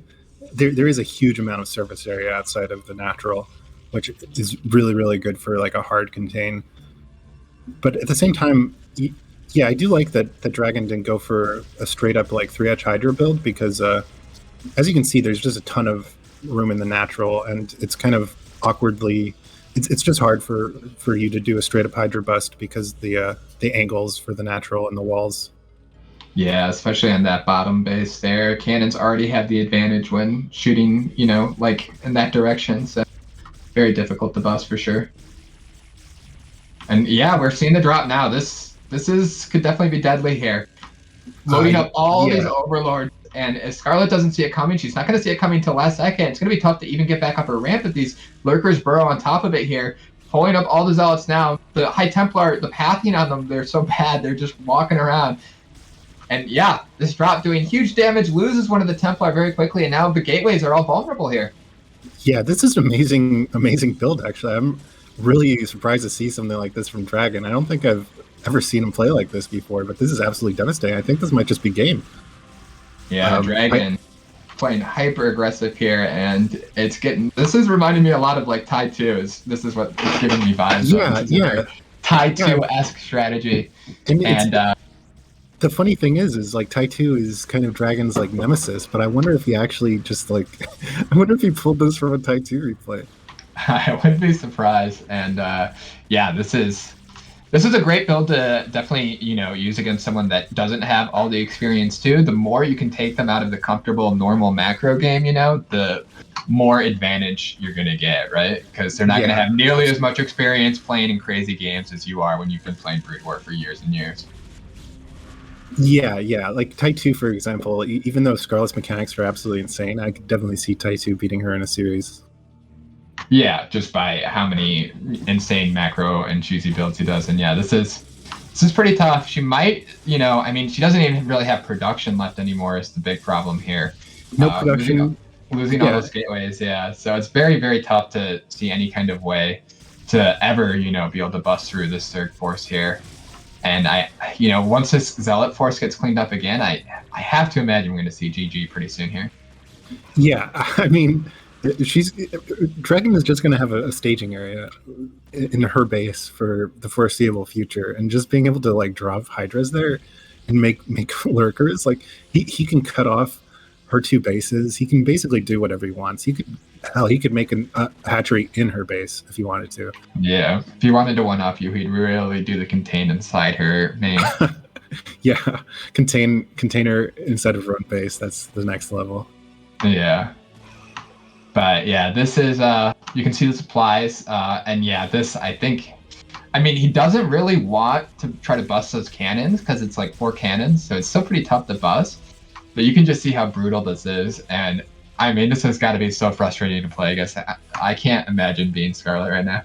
I know, I'd be ripping my hair out, but yeah, he's just going to break now. Honestly, I was thinking he could also just like he could almost do anything that he wants. Let's be real, but he could also like cut off the main base from the natural and just keep Lurkers there, and then break the natural with Hydras. He can basically do anything, but Yeah, it's GG. Scarlet taps out. Yeah, Dragon. What a sick build by Dragon, man. Absolutely so, punishing. And it's a tough build to even, like if I scouted that, I wouldn't be 100% sure what I was playing against. I'd be like, is it Lurker Bust? Is it, Mutalisk potentially? Did I miss a Spire somewhere? So it's just really hard build to react to. I'm kind of at a loss for words because I feel like Dragon has kind of like I feel like he kind of held a grudge against Tai2 for a long time because Tai2 always pulled out these like tricky kind of dirty builds, and he's just like embracing the dark side now. I kind of hope that he keeps doing it. I mean, I think one of his weaknesses was that he was kind of a little predictable, right? I mean, everyone knows him as a very, very standard patient player who just tries to get like small advantages with his builds, but is otherwise like extremely, extremely standard. And pulling something like that out, I mean, everyone's going to have to second guess now. Yeah, Dragon showing why he is such a force to be reckoned with. I mean, obviously coming in second place in our Rogue City Rumble last season, the guy is a beast, and he has been getting better and better and better. And if you thought he was slacking on his ZVP, you were wrong, man, because it looks like this is Dragon 2.0, man. This guy has gotten so good over the last couple of months, and it's such a pleasure to watch him play whenever I see him. Yeah, for sure. Anyway, moving on, we have our first TVT of the season. We have Father against Mars with Mars, the magenta Terran, in the bottom left. And Father as the yellow Terran in the top left. Of course, Father playing for the Fancy Scars and Mars playing for the revival of Brood War. This is a really interesting match. Honestly, I've been kind of looking forward to this, even though TVT isn't exactly my favorite matchup. These two are probably like the big two names as far as like up and coming Terrans in North America. So the fact that they actually got matched together is really interesting. Yeah, and it's going to be really curious to see who can take it here. Father going out with a very fast SCV here, definitely going to be dropping a barracks here in the center for a little bit of early harassment here. Yeah, and honestly, I'm not hugely knowledgeable about TVT, but I do know that this is actually, I think, like an early proxy racks, like an 8 racks, is actually pretty dangerous potentially.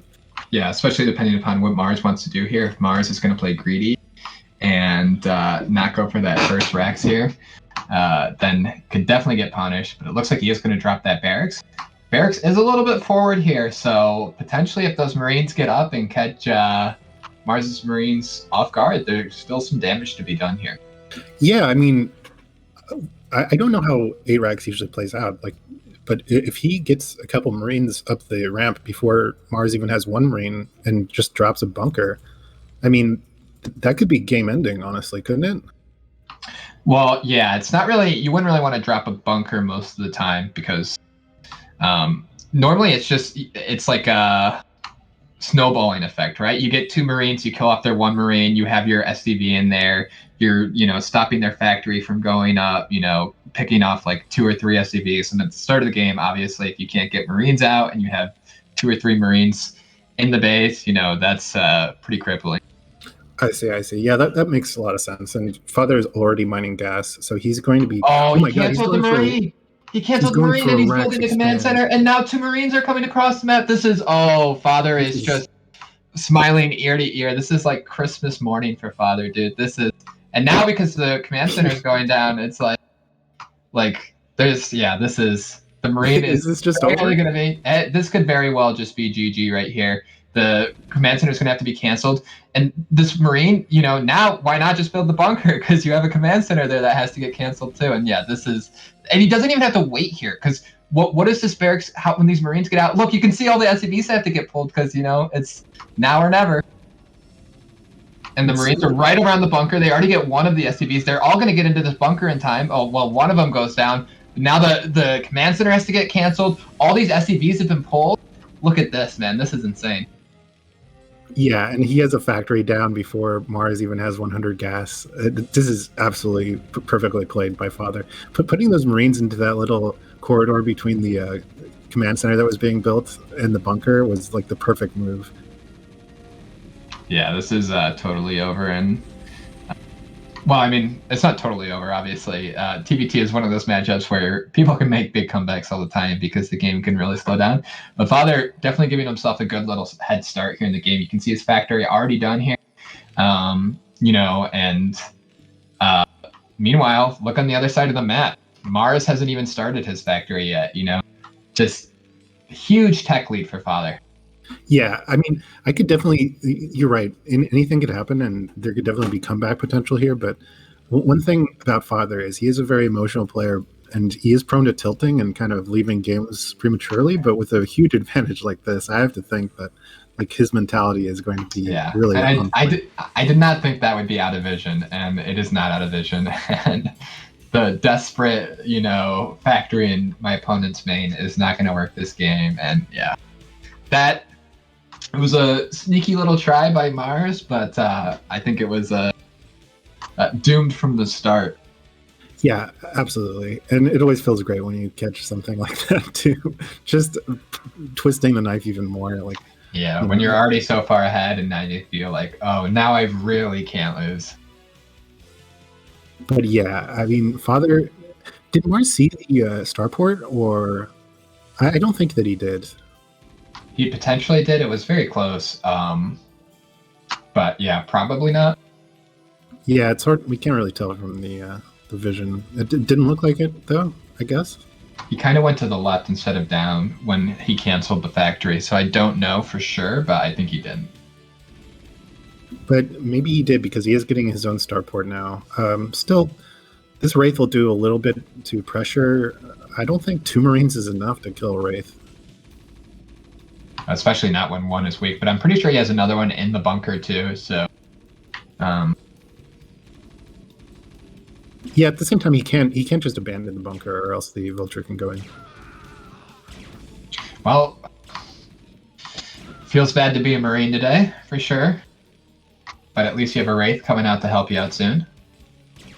How many SCVs do you think it's going to get before the Wraith comes out? Maybe 2 at most, right? Or 0. 0, yeah. Wow. I mean, even 2 is wishful thinking. I think Wraiths are probably overpaid for what they do. They really? need a salary cut. Yeah. Well, it is. I mean, you need to be like tip-top shape to be a Wraith pilot, right? Like. Yeah, I guess so. But it is the future, so maybe they just have like a bunch of like bionic shit.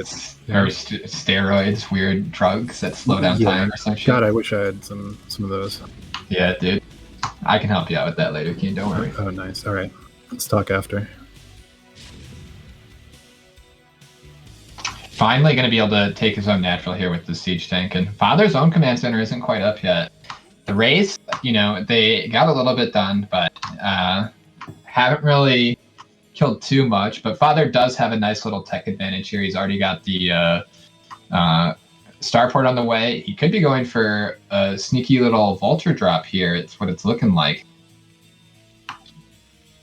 Potentially, maybe not. That was another Wraith that just popped, but I guess he could also be going for Cloak on his race. Yeah, it looks like, I mean, that was my first. Oh, yeah, I see it now blinking. Yeah, that's my bad. I mean, I don't blame you. Not everyone can be as smart as I am. Yeah, I'm not that observant. That's my bad. But it is going to get scouted, which is very good for Mars. He's going to see it blinking, and then immediately gets canceled. I'm not sure if that finished or if it got canceled there. Yeah, I don't know. I mean, either way, it's going to just put even more pressure on Mars. He's already kind of like frazzled and out of his element here. So he's going to have to get an eBay, or an eBay and an academy. And yeah, so it's just going to get harassed down. This is a huge pain in the ass. Yeah. Now they're getting the 2 SCVs that I talked about earlier, and they're going to get even more. And yeah, Cloak, definitely a good choice here. Father, doing the exact kind of build I would hate to play against if I was already behind, because this is just so maddening, dude. I would be so upset. Actually, this kind of makes me feel good because this feels like playing ZVT against like a 1-1-1 build. It's just like complete bullshit. Like you get 8 racks, they bunker rush you, you like lose a bunch of fucking mining time and you lose drones. And then they just keep fucking with you, you know? They throw vultures at you, they throw wraiths at you. And you're just on the back foot the whole time against this fucking Terran that has like nothing at home. Jesus. And you know they have nothing at home, but you can't do anything about it. Well, this is that's a lot of SCVs to go down for sure. And Father doing a really good job keeping his money low this whole time. You can see he's macroing well back at home. Yeah, I mean, TVT is always always turn into a slog, and it's not like Mars can't just sit on 2 bases for a while here. Still, there's no real killing blow here. But Father definitely has a good advantage, about as much of an advantage as you can get in TVT this early on in the game, without just outright killing your opponent, I feel like. Yeah. I mean, anyway, I was going to say that Mars deserves it because he is a Terran as well, so. Yeah, obviously. If he abuses the race, he deserves to be abused by the race. But because he is also Terran, he's used to just like sitting around in games and having them handed to him. So he's probably going to like stay in the game for as long as possible, even though he basically has a insurmountable disadvantage here. Insurmountable? You really think this is insurmountable?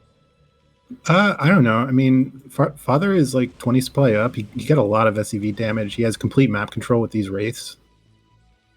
He has a production advantage. He has a tech advantage. Yeah, this map is, it seems so easy to turtle on the high ground in this map, though. It seems very difficult to really bust it. So if Mars can just sit back and, macro up and take a third base slowly but surely, there's always potential. I mean, maybe if he just sits right outside his ramp with siege tanks, it could be pretty tough to break out of this. Yeah, absolutely. And it's a really kind of... And that is a lot of siege tanks. Yeah, he has quite a big production advantage. But, I mean, he still can't bust up the ramp, I don't. No, I don't think he can bust up the ramp, but I don't think Mars can bust out of his base. So he'll have to rely on drops if he wants to get out. But, Father has the air advantage. Father has map control. I mean, he doesn't have to kill the natural. He just has to keep pressing his advantage. Yeah, obviously you can just starve him out over time. And the thing is, it's insanely hard to break out of that. Even though he has high ground advantage, it's not a very wide choke. Well, he's going to try and establish a hold here before he has to break out. Ooh, And Father, this is a little far forward, though. Father, I think, taking a really bad fight there. And this is sort of the problem with TVT. You can overextend so easily because siege tanks are just so devastating, Now, all of a sudden, now Mars kind of, throwing away a tank there too. But obviously, it's tough to judge, in fights like this, who's going to come out on top because siege tanks just do so much explosive damage so quickly. Yeah, it's super hard to, and they range basically like half the map. So, it's really hard to judge exactly where you can put your tanks. But excellent control from Father, though, with those wraiths, still picking off several tanks. Yeah, for sure. And he still is able to hold this advantage down here. I mean, Mars, like you said, has taken tank advantage now, but he still has to bust down this ramp. So it's like, how do you do that when your opponent has siege tanks at the bottom of this ramp and has map vision because he has wraith advantage, air advantage?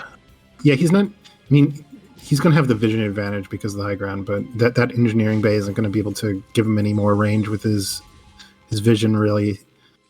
Basically, everything is in Father's favor right now. Wow, I'm surprised.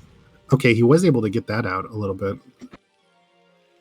So, I don't know. I mean, Father doesn't even know about this. He should have a feeling that this base is kind of trying to get set up here. Because unless he totally missed those units, but we'll have to see.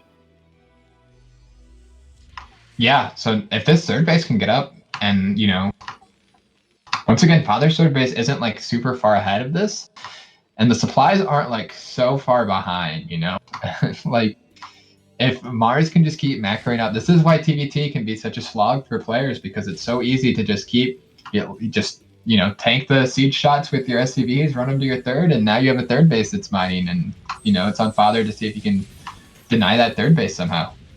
Yeah, he has to have seen that this third base. Okay, yeah, he's running down there with vultures now, but they should get cleaned up very easily by the couple glass and couple tanks that he has. Yeah, this is like a pretty good little outpost that he has here with the tanks and the Goliaths and the Marines.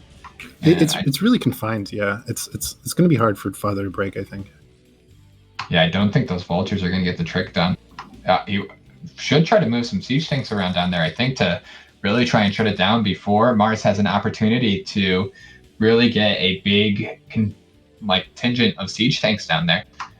Maybe even from that high ground, you can have some tanks shoot. I'm not quite sure. The range on siege tanks is, like you said, very tricky because they just, siege so far. Yeah, I don't know. I think it's safe from any kind of tank range from the high ground there. But yeah, but still, Father is getting his third base up. He's going to be taking a fourth at 12, it looks like, shortly. Maybe he's just putting some turrets down for vision. But yeah, honestly, okay, well, let's see what these two dropships do. Yeah, this drop could be pretty devastating here. It's going to be landing right on Father's third base, completely undefended here. And yeah, that's 3 siege tanks and a couple of Goliaths, and he just picks up and now he can fly away here, shuts down the third base for a while. Could be flying right into the main with that dropship. It doesn't... Seems like it's just going up north now for a while. Probably going to siege down here and take out a... I'm not so sure about that. I figured he would just commit maybe, but I mean, Father still has the race. I don't think they died. So these dropships were harassing in the main for a little bit. I think most of them probably got picked off. Okay. Now he's going to come back with the dropship here, but big mine hit killing off a tank there, and yeah, I think the mines are going to be able to deny this, but yeah, Father he's still having trouble like getting this third base up and running. He does have a huge counterattack coming around to Mars's third base, so we're going to have to see if he can counter this base here. Mars trying to break out of the natural at the same time, it looks like, but there's still a lot of siege tanks there, but not enough, and all of a sudden Mars is potentially going to turn this game around here. Yeah, perfect timing, honestly, but this will clean up his third. Yeah, 100%. But at the same time, his third, is also getting wrecked here, and that's a lot of siege tanks here. Father's still unable to take back his own base. He is setting up an army here now, and this will be able to clean up his third. He needs to siege these tanks so he can hold this position here. Does get those tanks sieged, and now Mars is walking into a horrible choke here. He needs to notice himself, taking huge damage on his own tanks here. Vulture's doing a great job of defending his tanks in the front lines there, and Mars's army here just melting. Father getting for a second it was looking a little scary there, but that fight went very, very well for him, and now I think he's back in a pretty convincing position here. Yeah. Needs to get his third base mining again too, and repair that command center before it burns down. Yeah, he should get that shortly. I think Mars is still in a really bad position here. He just has no gas whatsoever. He's floating a bunch of minerals now. He's just floating his command center over to see if he can take that high ground. But I think this will get cleaned up by Father's army. I don't know. I guess it's still kind of worrisome for him because these tanks do have high ground. But they are taking a lot of siege shots already here. Yeah. And I think the trade is going well enough for Father here. That he's not in a horrible position, to hold this by any means. It looks like he's actually going to clean it up pretty nicely. And he's still denying the third base there. So, I think this is actually, Mars is just looking like he's in a really tough position. I'm honestly surprised those tanks from Father did so well on the low ground because, there's like, what is it, a 50% miss chance? So essentially, the units on the high ground have like 150% HP against units on the low ground. But Father, I guess luck was in his favor this time, and he was able to still kind of clean that up. Yeah, a lot of splash damage from those tanks, and obviously Splash, isn't going to miss. So, yeah, dude, I recently saw this infographic of like how Splash applies to Protoss units, and like, dude, it's absolutely insane. It hits so much. I always knew it was strong, but I didn't realize it was that strong. Yeah, I guess you don't realize how difficult the hardest race is in the game, but we forgive you. You mean Protoss, or? Yeah, obviously. Okay. You mean for like pro gamers, right? Not for for scrub foreigners. Yeah, 1400 and up, I think. Oh, really? Is that why 50% of the ladder at every level plays Protoss? Dude, this command center is gonna burn down, dude. This command center is actually gonna burn down. And we're gonna witness it live on stream here, man. It's down to 150. You know, I didn't want to get excited at first, but if you don't notice at this point, man, this thing is burning down. Dude, I am telling you it's gone. There's no way that it's gonna burn down. It's gonna take so long for it to burn down. Dude, it's been burning down since like 398, man, and it's still not been noticed. Dude, I am a believer now. I think we should have a poll in the chat, burn down or not burn down. And I guarantee we're all rooting for the burn down because it's happening, man. Going into the third base here. Hopefully, you know, it even has time to burn down because Father's going for the kill and blow here. Rushing through. Unseating his tanks on accident there, I think. Should probably siege him back up. Drop going into the main base here, and this drop could actually be kind of difficult to deal with. 2 siege tanks there. Yeah. I mean, it must always suck when you get dropped in your base, but at the same time, dude, maybe it is gonna fucking burn down. What the hell? Dude, it's not. Oh my god. Father GG's. Oh my god. Father GG's. What? What? Okay, well, I guess I spoke too soon about his lack of premature. Dude, that game, I thought that game was so over. Like, I thought Father was literally just about to win that game. Even with the drop in his main and everything. Even with his command center burning down, I thought it was way. If it legitimately burned down, I think he still would have won. Yeah, I think he was still ahead, even if it burns down. Oh my god, dude. Someone needs to get through to this kid. Father, come on, man. What are you doing? I cannot believe he left that game. I think he had like a 20 supply lead. I mean, obviously the drop in your main is annoying. Yeah. But like, dude, you just go home and you clean that up and you're up 2 bases, you know?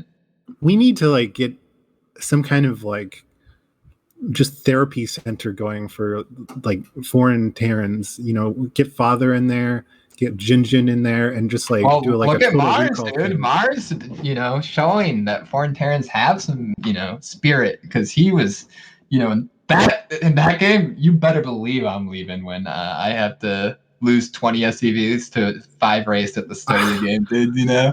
But Mars stuck with it, dude, and persevered, and, you know, he was rewarded. Chad Mars versus Virgin Father, dude. What the hell? But yeah, I don't want to rail on Father too hard, but yeah, obviously that was an early leave, and there's absolutely no reason for it. That was honestly kind of heartbreaking.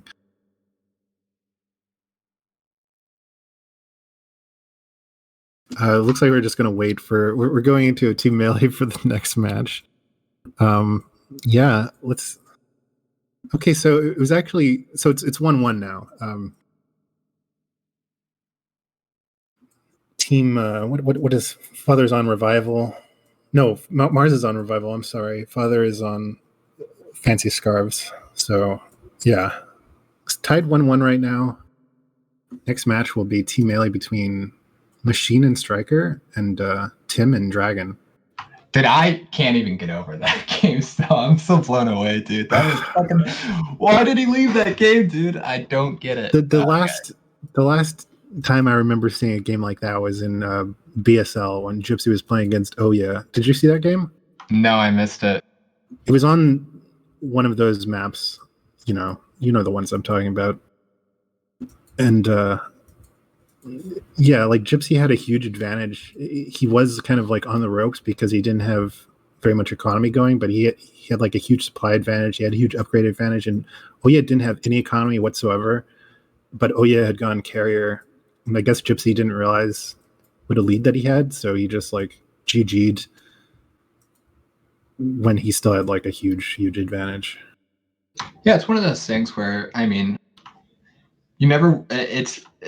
Like when you feel like you're losing, you never want to play the game out. But there are situations where, I mean, that comes down to general, like, that's beyond just, you know, being dejected in like a close game and leaving. That's like, you have to have awareness of your situation in the game, you know, like you have to be aware of what the other players got left resource wise. Like, you need to be, Like, No. you should never be GGing in a situation like that under any circumstances. The thing is, yeah, I mean, by all means, it's really, really hard to tell when you're actually in the game. I mean, as observers, we have complete knowledge of everything that's going on.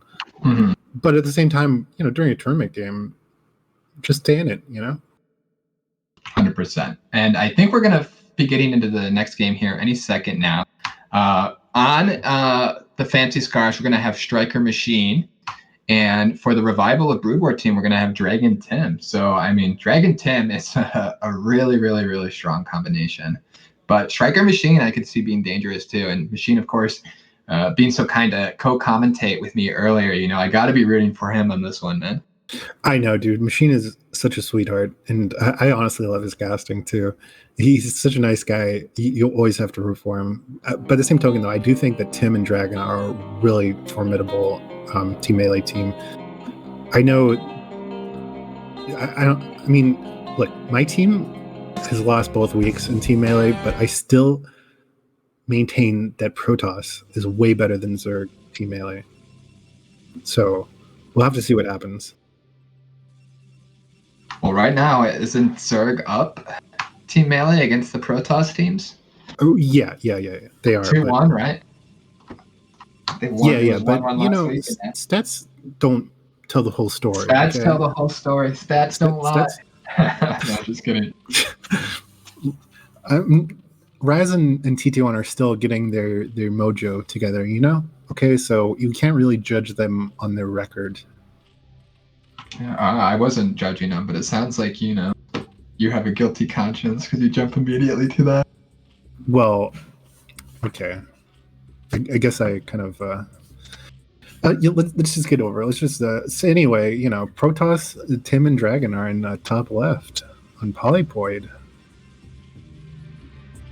And on the bottom left, we have Machine and Striker. Machine and Striker, of course, playing for the Fancy Scars, and Tim and Dragon playing for Revival of Brood War. Hope everyone in the chat is having a good night tonight. Hope you guys are enjoying the content. If you are, drop us a follow. Let us know what your favorite team is.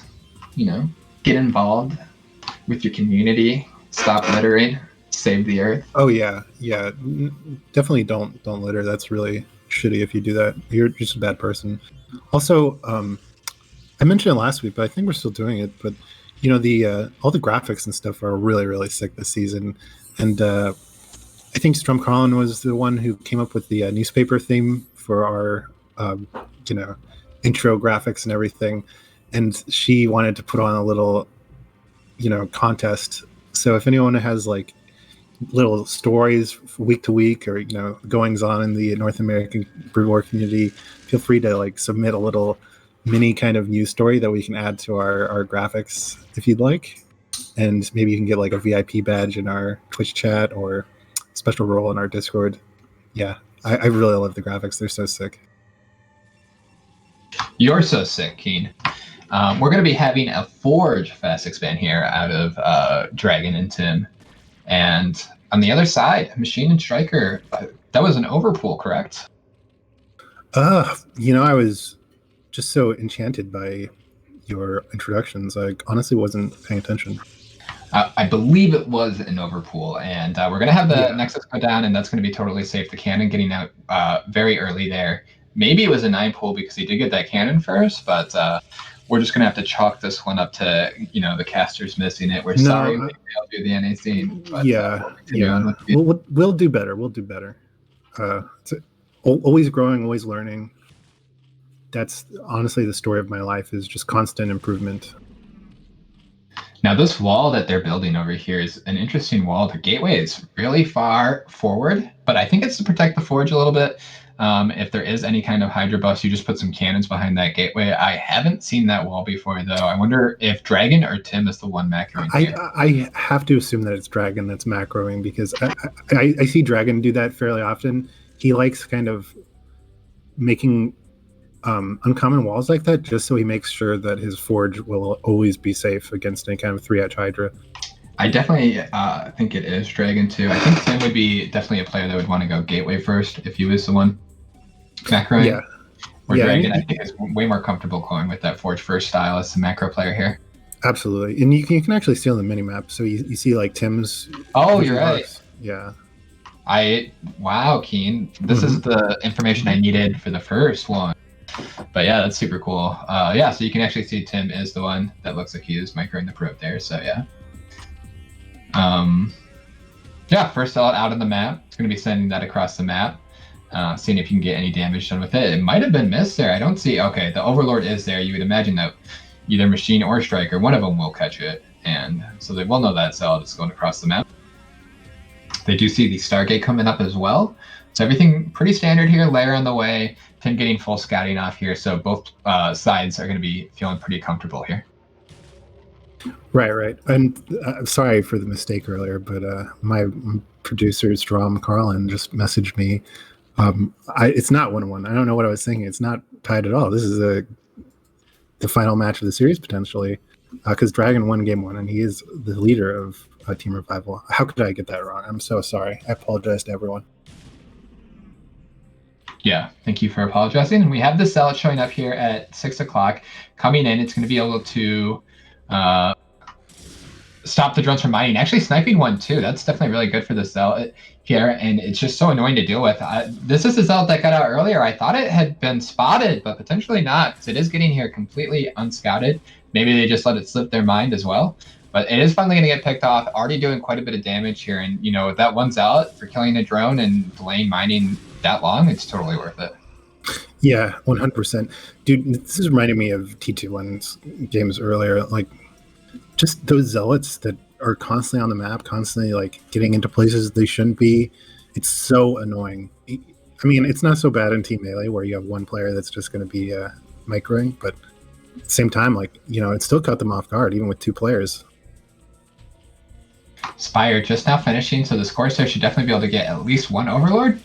And there's another Overlord on the way down that Tim probably saw when he was flying his Corsair down there. So I think 2 Overlords likely to go down here, which is definitely really nice for Protoss whenever you can get that 2 Overlord advantage there. And yeah, I mean, we're going into the middle game here, and I think Team Revival here has a nice little early advantage. Yeah, I think so too. Actually, only getting one Overlord there, but yeah, the Spire was very well timed. I mean, I think Striker is macroing for the Zerg, and Striker is known for having like really crisp builds. Like, the guy is just on point. He's so technical and so precise with everything. You can see the army moving out across the map right now. The Zealot's already going out. Not that many units out there quite yet for Team Scars, but the Zealots are going home, just putting on some pressure, forcing units, and then you can just fall back nice and safely and wait for your Zealot speed to finish up. Obviously, Zealots get, you know, immeasurably stronger once they have a little bit of speed. Yeah, and the +1, so they can 2-shot Lings, of course. But yeah, it's always nice to even just feint a little bit of pressure, so you make the Zerg at least like sweat a little bit, maybe make some extra Lings, because you never want more Lings than you need until maybe late game when you're finally equal in carapace with the Protoss weapons, and you have crackling and everything. But this is a great Ling run by here. Getting these Lings is going to be huge. They have speed already. They're going to get full scouting. There is a cannon, so they're not going to get too much probe damage. But I'm not sure how much I like this, because the Zealots are already on the other side of the map, and they're going to have +1. And now there's not nearly as many Lings to help. The Sunken isn't even finished yet. That's just a creep colony, and this is only 3 Hydralisks without speed. These Zealots are going to do a lot of damage here. I'm very worried for Team Scars.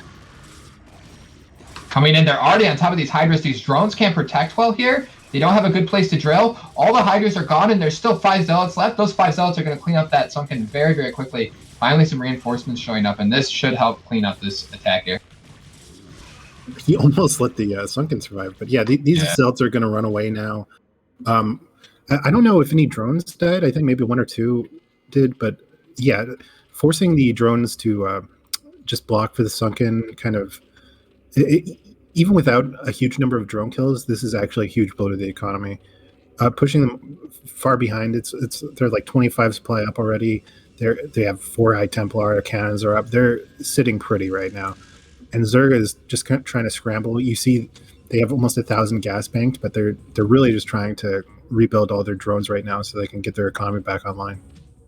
Yeah, for sure. The attack actually doing less damage than I even expected. I was a little bit more worried than the amount of damage that got done. I thought you might even lose all the drones at that base, but even without killing all the drones, you can see Tim and Dragon have a good advantage going in here. So, yeah, they're just moving in, like I said, into the middle game in a really strong position here. We're going to see some gateways being popped down here any second. Lucky for them, they're seeing the Muta. Team Scarves noticing that only 2 Corsairs out. Maybe there's an opportunity for Muta to be able to, get some map control and just delay the push here. And we're going to have to see how Team Revival wants to respond if they want to add. Then looks like we're going to see more Corsairs. And we can see potentially that should probably be +1 started on the Cyber Core there, but it might be range. Yeah, it is a little late for +1, but I mean, it is a little they did late, just see the mutas. I'm honestly surprised that they didn't opt for a more Seer-heavy early play style because, having one player just on Seers is such a huge advantage. This is a lot. Oh my god, that storm! That was an insane storm. So much damage done, and now, oh my god, all the mutas are dead, and wow. Literally, is it going to be every muta? Not quite, but that was so much damage. Yeah. 2 Seers being able to bully away mutas like that is really, really sad to see for the Zerg. They have a huge let's get out of nowhere, and they're going to get so much damage done. All the drones have to get pulled again, and yeah, this is a disaster. Team Revival, just showing that they are not to be reckoned with, dude. This is just really, really dominating so far. Yeah, it hurts so much. I he's can't gonna get the hatchery. I think he's gonna honestly get the hatchery potentially if he decides to. Classic right click. I love it. Maybe not. The Hydra's getting there just in time to save it, I think. But yeah, I mean, the damage is pretty rough here. They're not.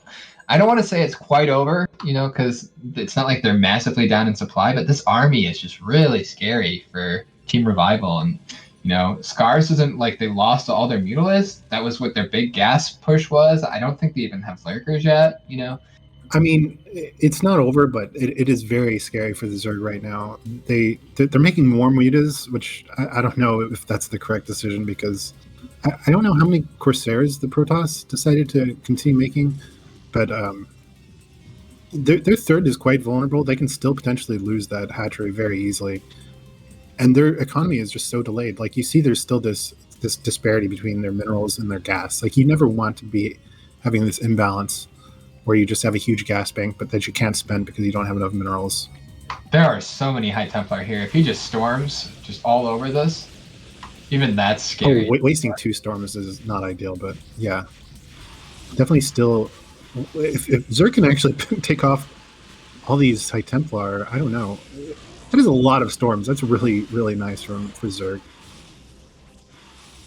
Yeah, I mean, he does get pretty much all the High Templar, but can he even handle this Zealot army? I don't think he has the army that can stop this, unless he has Lurkers out now. Looks like they're on their way. Yeah, so if these Lurkers can get out, obviously he can, potentially stop this huge That push. Is a monster army, though. Yeah, but this is so many units, man. I don't know. He's lucky that Protoss, just go Protoss. Team Revival is playing it very, very safe, denying. I mean, not that there's anything wrong with playing it safe when you're ahead here, but yeah, this army is absolutely terrifying, and I am very, very worried for Team Scarves. The one good thing that they have going for them is that they already are on 4 bases, so, they have a nice little economic advantage here. Their drone count has caught up. They look like they have a very healthy drone count here. So if they can just survive... Oh my god, look at all those cannons. I think it'll get shut down, but these zealots should delay enough. I think the zealots hold it here, so this is definitely good. Especially with the high ground there should be more than enough time to get units to reinforce this if he needs to. And this will definitely be saves for sure. Yeah, Tim and Dragon getting their own 4th base up, so. And now with this cannons, this base becomes pretty unassailable. But like the supplies are... They're looking okay for Team Scarves. Yeah, they are looking okay. Scarves are kind of catching up in supply a little bit, but you have to consider the fact that the Team Protoss just dropped 2 Nexuses at once. They dropped a bunch of minerals onto cannons, so they kind of have a delay in their macro a little bit, and they're going to be taking off at an insane pace pretty soon. Yeah, definitely.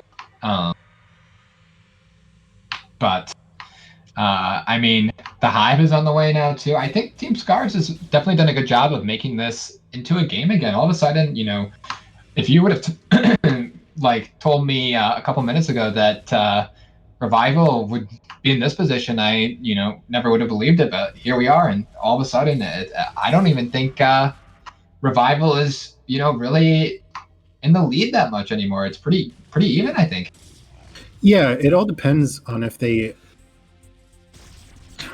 kind of just sit complacently and let the Zerg team take this bottom right, for example.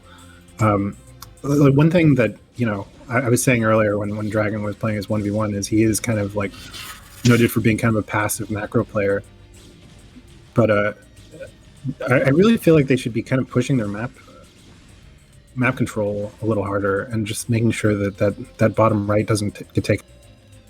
I'm not sure they have total map control anymore. I think a couple minutes ago they really had that dominating army, but now I think Team Scars really has been able to get that under control. You can see their supply. I mean, it's not like they're 150 to 170 ZVP is totally within acceptable ranges. They already have bottom right up. It looks like they already have lurkers on the high ground there. That's going to be very tough to break. Catching this army out of position here is really nice, but this is just distraction. If he loses all these units and just trades decently with them, that's all they really need to do here. And, looks like he's trading pretty well right there right now. And look at this. Meanwhile, they're coming in for a big attack on the high ground mineral here.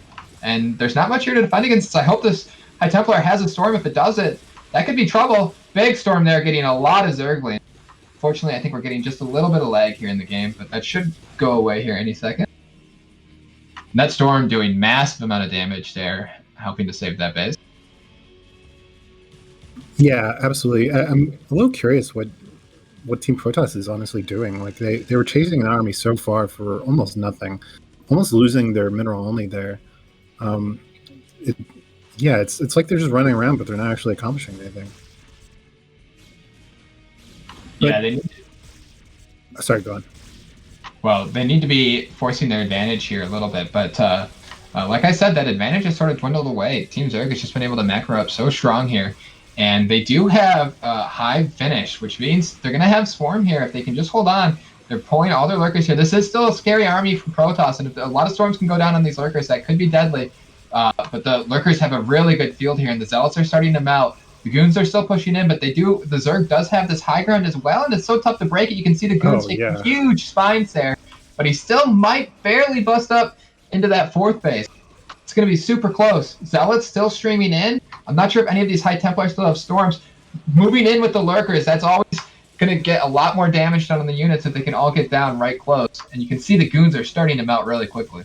Yeah, that was such...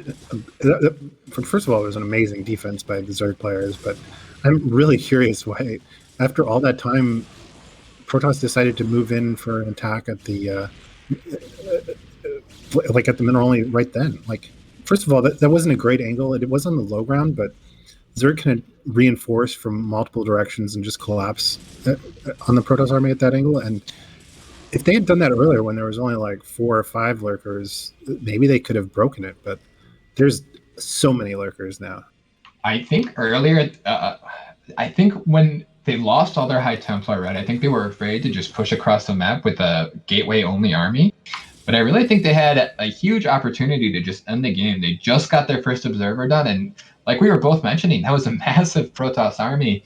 And now you can see the supply advantage, it's pretty much gone.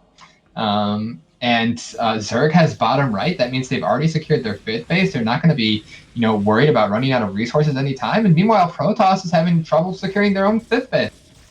Yeah, I think Zerg has actually done it. I don't know. Look, going into late game, in Team Melee, I was saying earlier that I do think that Protoss has a pretty big advantage, even though maybe I'm just constantly proving myself wrong here. But a late game, I think Zerg has the advantage. Late game Zerg with cracklings all over the map, with defilers all over the map, I think it's going to be insanely oppressive. Yeah, and Team Revival mining out of their main here and natural. Obviously, putting them down to just 3 base economy here. And meanwhile, Scars, they're just getting stronger and stronger. They're going to take the natural of the bottom right base now. They can expand all over the map. They're taking 3 o'clock, it looks like. And they're just going to keep denying top right. They have such an easy game plan here. And now they're going to deny this base with a couple of swarms. And yeah, this should go down here. That's not enough zones to hold. I mean, he is sending his army up, so maybe he can get back here in time to save it. It looks like he will. Even so, delaying it and just putting pressure on it is huge. And, it's 3 base Zerg against kind of 3 base Protoss, but really it's 2 mineral onlys and 1 gas expansion for Protoss. Mm-hmm. So it's not really conducive to the kind of army composition that Protoss wants to have late game. Yeah, not at all.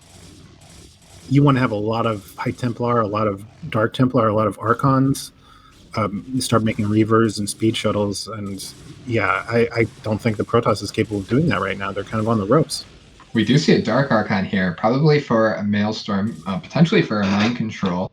Sometimes you do actually want to Mind Control Lurkers because they're really effective against Zerglings, and you can put them at high grounds, and they defend against Darkstorm really well. But most likely it'll be for a Maelstrom, but it might be too late for that. I mean, they're getting up this ramp, though. This is a little scary. All of a sudden, this army just somehow made it across the map, and it's just running up. Yeah, I honestly can't believe it just got up that ramp without any resistance, really. But it is melting pretty quickly. Yeah. So it does melt pretty quickly when it goes up there. And, I mean, at least the one good thing that Army did was it helped get up this top right base. If Revival can just get up top right, then, potentially they can actually take this game still. But this drop, I think this is the killing blow for sure. Yeah. Protoss is just fighting for survival. They have their entire army out on the map, and they're just trying to put pressure on wherever they can. They have absolutely nothing at home. There's a couple cannons, and they're going to die almost immediately to those cracklings. Yeah, we might even see a pretty quick GG here once this army gets out here, because this is going to spell doom for Team Revival here. Even if they clean up this drop, we already see units swarming over to the top right. They're going to use, a Dark Swarm cracklings. They're going to make short order of that mineral only at the very least, if not the natural. Yeah, that is a lot of units. Those cracklings taking out the Templar archives, potentially denying forges there.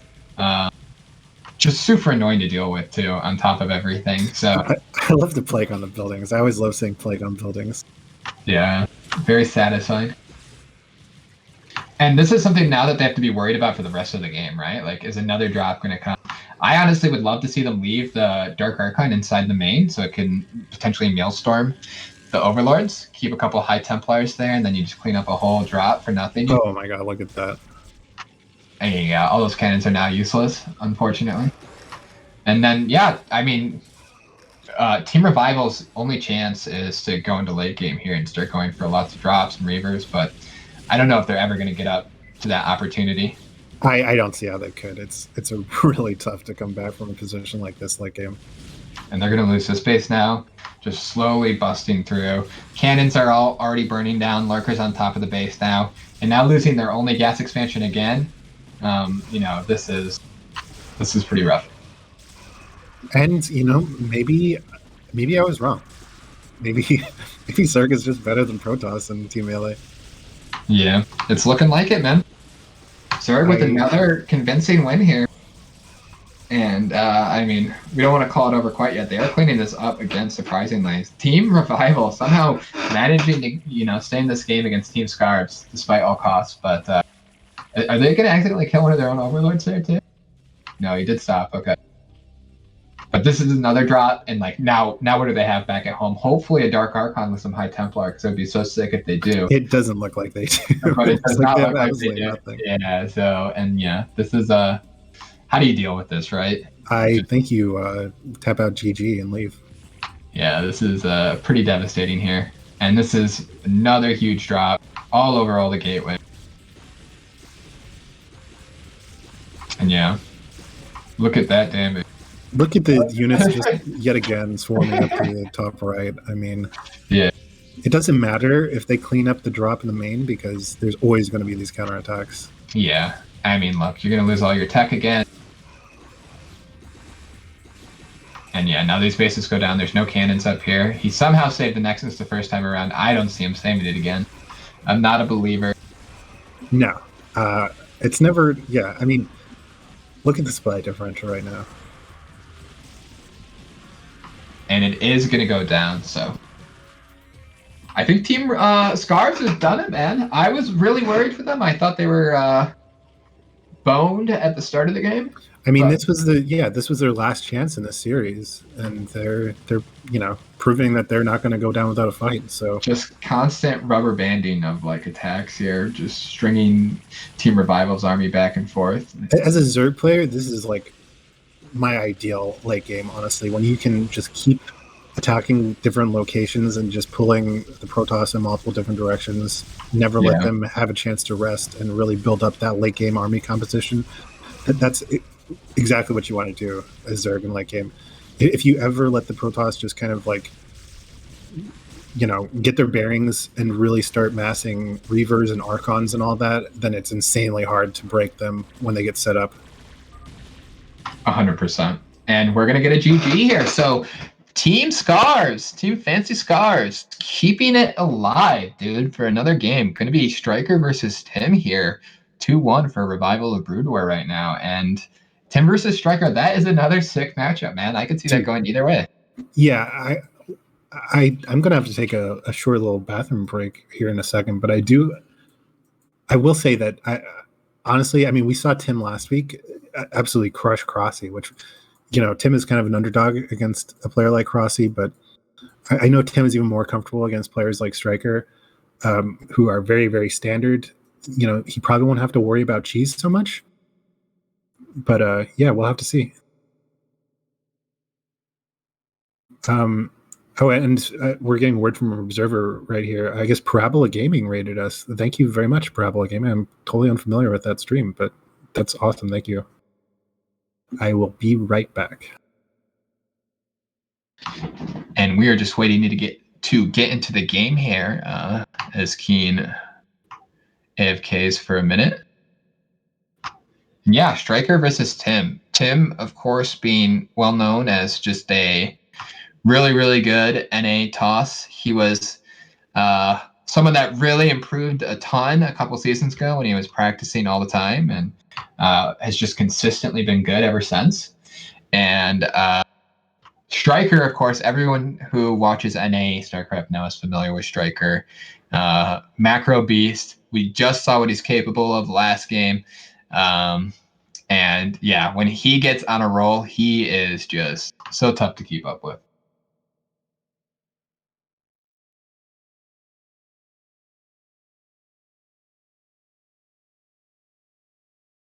Yeah, we're just waiting to get into the game. How's everyone doing tonight out there in the chat? I hope you guys are all having a great night. It's chill Friday afternoon. Well, I guess evening, not afternoon anymore. It's really cold in Chicagoland, where I'm from, so hope it's a little warmer by you guys. And we're going to be getting into the game here. Spawning in the bottom left as the red Protoss, we have Revival Tim. And in the bottom right, as the yellow Zerg, we have Fancy Scarves Striker. The map's going to be Ascension. We can all remember some of the stuff that Machine was telling us about Ascension. I am back, by the way. Welcome back. Thank you. I was just going to tell, if you're back, do you want to let the players know a couple of the features of Ascension, or a couple of the viewers a couple of the features of Ascension? I don't know exactly what you said already, but I'm sure you guys filled everyone in earlier. Ascension is this basically Blue Storm, but with 3 players, with obviously a few more alterations. But it's one nice little thing about it is it's very hard for Protoss to do any kind of like cannon rush shenanigans. So 11 hatch or 12 hatch is very, very viable. I would expect Striker to at least 11 hatch. We see Tim going for a 9 gate here. And yeah, Striker is not putting down the pool, so we'll most likely see 11 hatch. But honestly, I think it's a pretty strong map for Protoss, in my opinion. This is looking like a 12 hatch even, yeah. The drone not going out there quite quickly enough for an 11 hatch, so this is going to be potentially difficult to deal with. don't think Tim is going to hesitate to send that Zealot straight across the map. He is definitely an aggressive player. And we're going to see, a micro fight here at the start of the game, it looks like. The great thing about going 9-gate against that 12 hatch is that your Zealot will be reaching the mineral line before the pool is done. And look, it's going to be a little dicey here. Yeah, it's not so bad. Like the latest possible timing you want your pool to be going down when you go 11 hatch is like 155, and Striker's pool went down at like 158. So it is a little delayed, but I don't think it's so much. So I think he should be fine. Maybe he'll have to pull a drone or two, but the economic advantage that you get from going 12 hatch is pretty significant. We'll have to see. I'm not 100% sure with the timings here. I haven't played Ascension enough myself yet to know how fast your Zealot gets across the map. We can see that pool is still not finished, and the Zealot's getting dangerously close here.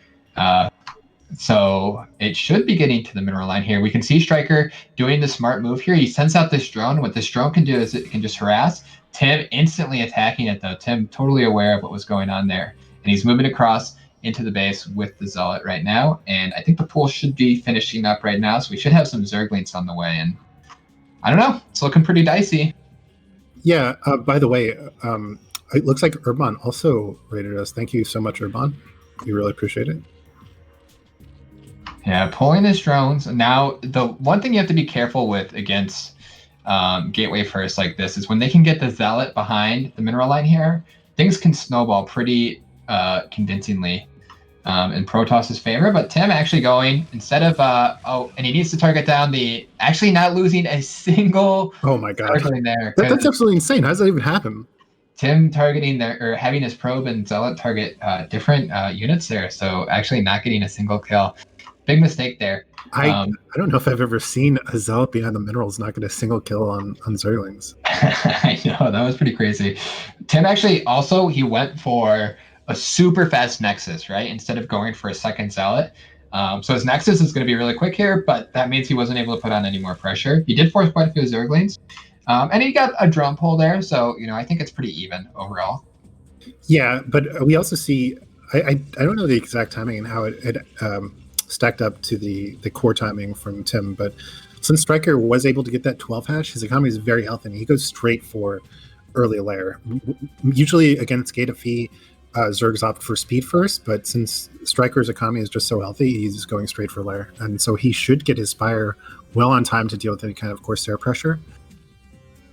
Yeah, that was definitely a fast core as well, able to get it before putting down the cannon. So both players getting away with, quite a bit here. That Stargate already going down, and yeah, I think both players should be feeling pretty comfortable going into the mid game here. Yeah, moving out a couple of Zealots across the map, just going to see if you can get any pressure done. Once again, you can always just push halfway across the map, and if you don't feel comfortable going all the way, just turn around and go home. It always sucks because once the halfway thing is kind of like a rule of thumb that a lot of players use. Once they get halfway, then you can kind of just assume that they're committed and you have to respond. Even if they move back, you just have to, you can't like call their bluff unless you're really, really cocky and you know who you're playing against. But yeah, you have to invest in the Lings to make sure the Zealots don't just straight up kill you. And it always sucks to invest in early Lings. But it looks like these Zealots aren't going to get caught out. They're not even going to be able to go back to the base. Yeah, and yeah, this is a lot of speed Lings, and that's a lot of Zealots to go down that early in the game for pretty much nothing. I mean, it feels bad when you have to invest in early Lings, right? But it feels really good when you don't have to worry about a Zealot speed timing, having 4 extra Zealots, Absolutely. Striker has full map control now. He's going to stop any kind of further aggression. And like you said, usually maybe 7:38 minutes or so, like a Zealot +1 timing might hit, but that's kind of out of the question now. Yeah. And we can see the first Corsair out of the map. The good thing is Tim got a full scout off of the main with the probe, so he doesn't actually need to send his first Corsair across the map there. He actually sees the Spire timing, which means he knows his Corsair is safe to get this Overlord. So that always feels nice as the Protoss player. Gonna send it straight home after that. We're gonna have to see if he wants to be committing to these Corsairs this game. If he wants to be making a lot. It doesn't look like it because he isn't getting +1 air weapons here. So looks like he's probably only going to be getting like 2 or 3 at most. And he does have a lot of gateways, and he's going to be going across the map really quick with a lot of speed zealots, it's looking like. Yeah, we'll have to see if he can actually get anything done. I don't know. I really don't expect him to accomplish much with these zealots, but who knows? Just slow zealots still. I think that speed should be finishing up any second here. And the thing with this many gateways is it can really start catching the Zerg off guard if they're not ready for it. You can see Striker still doesn't have any units, and this is going to be like 4 gateways pumping speed zealots. Very quickly here, we're going to see mutas. That's going to be Striker's response. And because we don't see a strong force of Corsairs, this should be really good at stopping Tim from moving out. Yeah, he recognizes that Striker... I mean, Striker is, like I said, a very, very standard player, and going mutas and Scourge is a very standard play. So Tim is respecting that. He's starting to build up his Sarah numbers more. But even still, Striker is going to have air superiority for a while. Tim stopped at 4 Sarahs. It's really not the number that you want. I don't think he got +1 either. He didn't get +1 either. Thankfully, he gets a couple of free shots off on the court or on the Scourge there. That's nice for him. His speed is actually really delayed here. Normally, you're able to get that speed at around like 7:30, and his is still not finished at 8. It's finally going to be done here. All his Corsairs are going to go down here. 4, I'm surprised he's being so aggressive with them, thinking he can take this fight. Definitely want like 6, if you're not going to get +1 to really be effective. This is a lot of zealots, and it's not that many mutalisks. So potentially some damage can still be done here just by brute forcing your way through this. But there's a second, and there's Lings, there's Hydras. I mean, he'll have to pull these drones, so maybe he'll get a few drone kills. But I mean, I don't know. I think Tim is in a really bad position here. Definitely looks rough. I mean, it's still a lot of zealots, and all the Hydras are going to be cleaned up, and this is where it can kind of snowball, but it finally looks like the zealots are starting to melt, and yeah, not as much damage as he was hoping. You can see the supply gap really closing there, and the great thing is that these mutalisks still get a lot of value, right? They're not just going to suddenly be useless as the game goes on. They're going to be able to harass. They're going to be able to, absolutely. Continue to force Sairs. Tim has to make Sairs. He has to make probably an Archon or 2. He has to respect these mutas, and he didn't really get any drone kills. He delayed Striker's mining a little bit, but Striker has a great number of drones. A really very, very healthy economy right now. These are just going to get harassed down, and they can't do anything. Yeah, and Tim still doesn't have High Templar or anything like that. He's probably got some in the way now. A great follow-up attack that a lot of Protosses like to do behind this is, go for a couple of more zealots and get a couple Archons, and potentially that can get the trick done, especially since his Corsair amount is so low. But the longer you give Zerg and the more Hydras they get, the less and less likely that attack has of working. Yeah, as our observer already pointed out, he +1 weapon is finished with the Hydras already.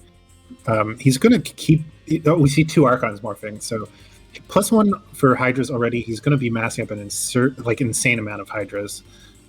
He can take his 4th now. He has full control over the game. I mean, the mutas are still a threat, even with 2 Sairs are really basically meaningless. And Archons will do well to defend against these mutas, but they're basically completely impotent against all these Hydras. So I really expect Striker to kind of run away with this game soon. His +2 weapons will be on the way when he'll have a really dangerous power spike with his Hydra army. But as of now, he can just crush. He should be able to crush this.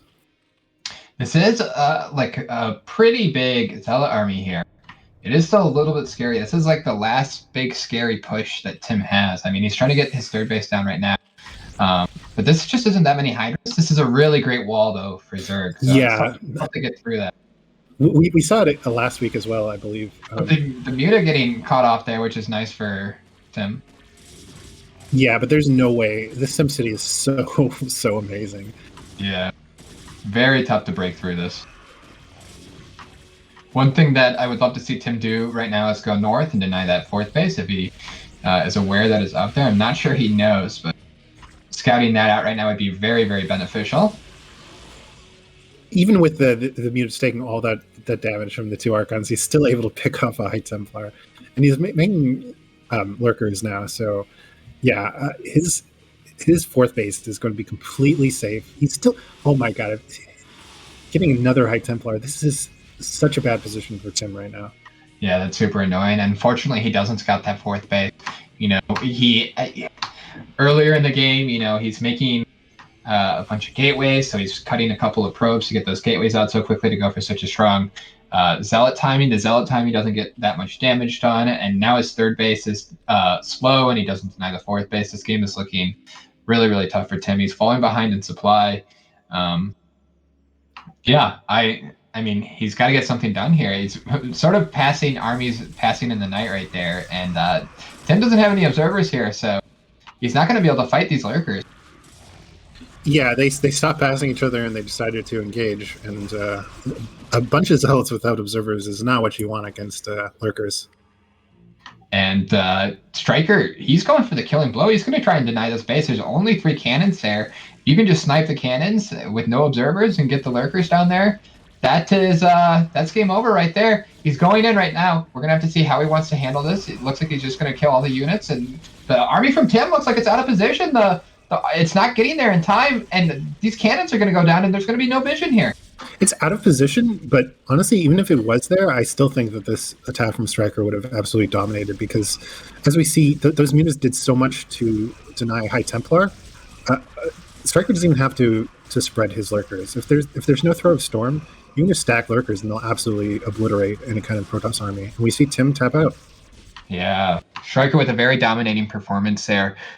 Able to stop the early aggression, the heavy zealot pressure that Tim put on, and then just carry that all the way and have a crushing mid-game attack there with the Lurker Hydralisk. Yeah, really, really well played by Striker. And that means I think we're going into the ace match here. I wonder who we're going to have picked on both sides. Yeah, we will have to see. Will Striker go for the ace match? Or I think Scarlet was the ace last week. I'd love to see Scarlet play again. I'm not sure if she's actually still on. Yeah, we'll have to see who is going to be the pick for both of them. For Revival, I would have to imagine that Dragon would be the pick. Yeah, I would absolutely expect Dragon to be the pick. So we could be seeing a rematch between Scarlet and Dragon here, which would be really, really sick. Definitely. I could also see Striker being picked for Fancy Scars there. Obviously, another super strong player on Team Fancy Scars. And it is going to be on Eclipse, so Eclipse is really good. I mean, either way, it's going to be a PVZ. So I think it's a good PVZ map. I know, Keen, you're about to start whining again. Well, you know my feelings. But yeah, I think it's a good PVZ map. I mean, it's definitely doable from Zerg. If you're just like, yeah, it's just if you're way better than better than the Protoss, then maybe you have a chance at. But doable. Just doable. It's a little doable if you're way, way better than the Protoss that you're playing. Yeah, it's just doable. But it's still a long shot. Still one of the worst Zerg maps of all time. Well, all maps are tough on Zerg. That is true. That's very true. That's all right. It's looking like it's gonna be Scarlet, dude. Scarlet against Sugo. Scarlet versus Sugo. That is sick. This is really interesting. I didn't know Sugo was going to be showing up tonight when I saw he wasn't in the roster. So I am super hyped that Sugo's here. That's crazy. I honestly, okay, I was expecting Dragon for sure, but this isn't a complete surprise because we were talking earlier about, Scarlet maybe being a little inexperienced. And I think that, first of all, Sugo's PvP is very good. And I also think that PvP is a matchup that really rewards experience. And there's a lot of weird little wonky things that could happen in PvP little like weird build order differences. So maybe they just think that PvP is a really good way to take on Scarlet. What do you think? Sugo is an absolute beast when it comes to PvP, so I would not be surprised at all if he is able to take this. And yeah, I mean, PvP is, like you said, one of those matchups where you have so many little intricacies that you can do and so many little details that you can change in your build that give you just, little advantages, but those little advantages can spiral out of control, if your opponent doesn't respond to them properly, And I could see Sugo really taking advantage of that against a newer player for sure. Yeah, I mean, I'm really excited to watch this. I hope I'm kind of rooting for Scarlet here, but I mean, either way, it's going to be a really interesting match. I will say that I do not know very much about PvP, so just consider me like a 5-year-old and explain everything to me as you would a 5-year-old. I mean, that's pretty much what I do for every match. I know, but even more so this time. Just hold my hand. I'll consider you like a 3-year-old this time, and lead the way. Yeah, just stumbling around in the dark. I'm here for you, man. I appreciate it. I don't know what I would do without you. Just I don't know. You'd probably be less successful, less handsome, less intelligent, less wealthy, less cultured. Yeah, I don't know. It'd be rough. It would be very, very rough. It looks like our two aces, are in the match in the lobby already, so it should be starting shortly.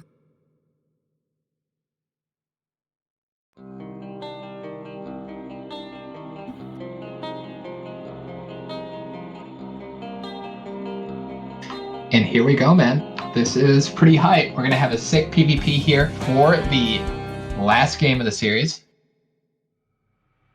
And yeah, so Revival won last week, I believe. I think they absolutely smashed Team Smacks, who also got smashed this week.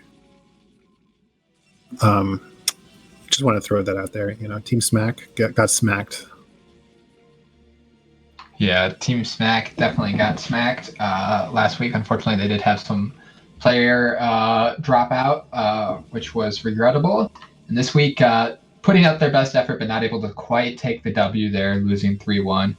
But in this game, we're going to have Scarlet spawning in the bottom left as the black Protoss. And in the top right, we have Revival Sugo spawning as the blue Protoss.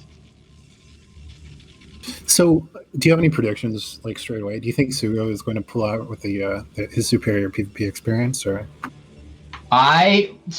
Personally, I love Sugo. I think I'm rooting for Scarlet too, just because it makes the bracket a little bit more exciting with the 2-0, 1-1, 1-1, 0-2, teams in the bracket. Then it's once again, Team Smack being the 0-2 team. A little bit more to play for there, but. I think it's going to be really tough. I think Sugo is a huge favorite here. I think PvP is just one of those matchups that you can, like I said, there's so many details that you can change to just make your build so much stronger. And if the other opponent isn't aware of them, you just fall so behind so quickly. And I've seen Sugo's PvP, and it's really, really good. I think it's one of his best matchups, if not his best matchup. It's just he's really clean, has really good timings, and I think he is a pretty big favorite. So I'm going to predict Sugo to take it. Yeah. I mean, it makes sense, right? Like if you want to beat a Protoss player, you just send out a Protoss player.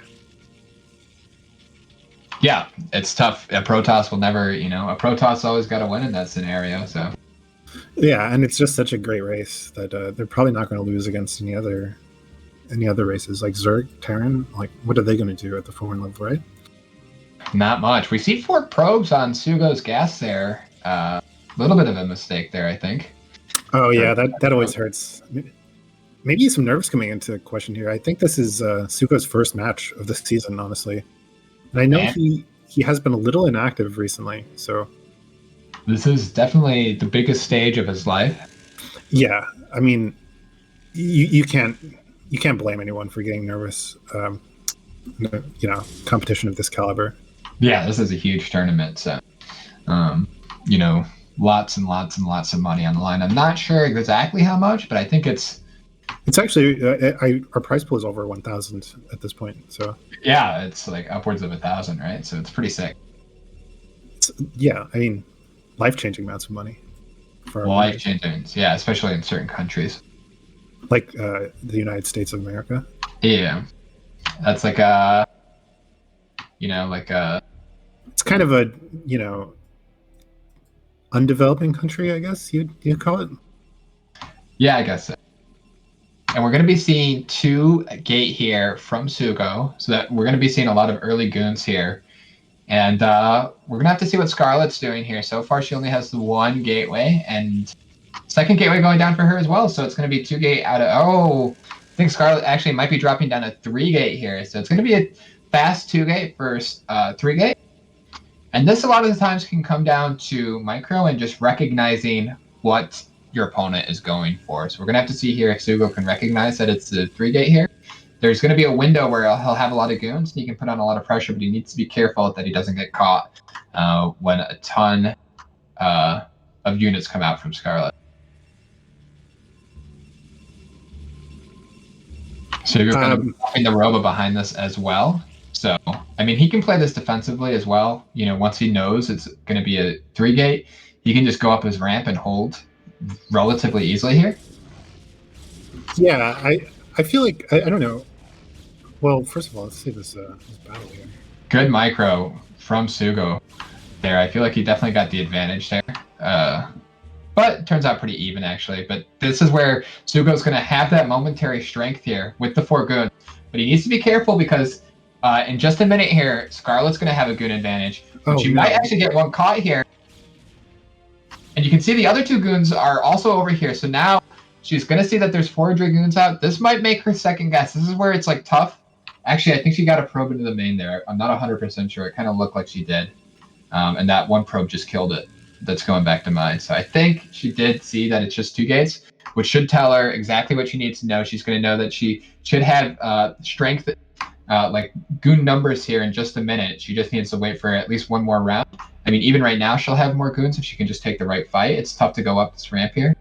But she might be going all the way around and just going for a counterattack with 3 gateways in her main. She can actually just hold a ramp potentially here, and that could be how she wins this game too. This is so gutsy. I actually love it. But unfortunately, these 2 goons are going to get caught. Yeah, with that. She needs to keep these 2 goons back at home. This should tell Sugo exactly what's going on when he sees 2 goons already out there. He's probably got a Reaver on the way back home.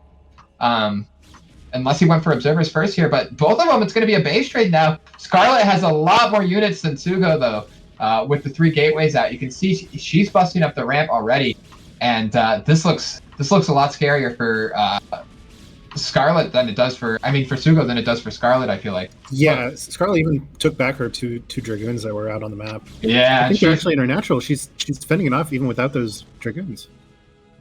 Yeah, maybe they're probes. Maybe they're probes. That might be a pylon too or something. But yeah, she's on top of this pylon. That is an Artosis pylon, and it is going to go down. The Artosis pylon. Now Sugo can't get any more units out. If he was building a Reaver, there is no Reaver on the way to save him.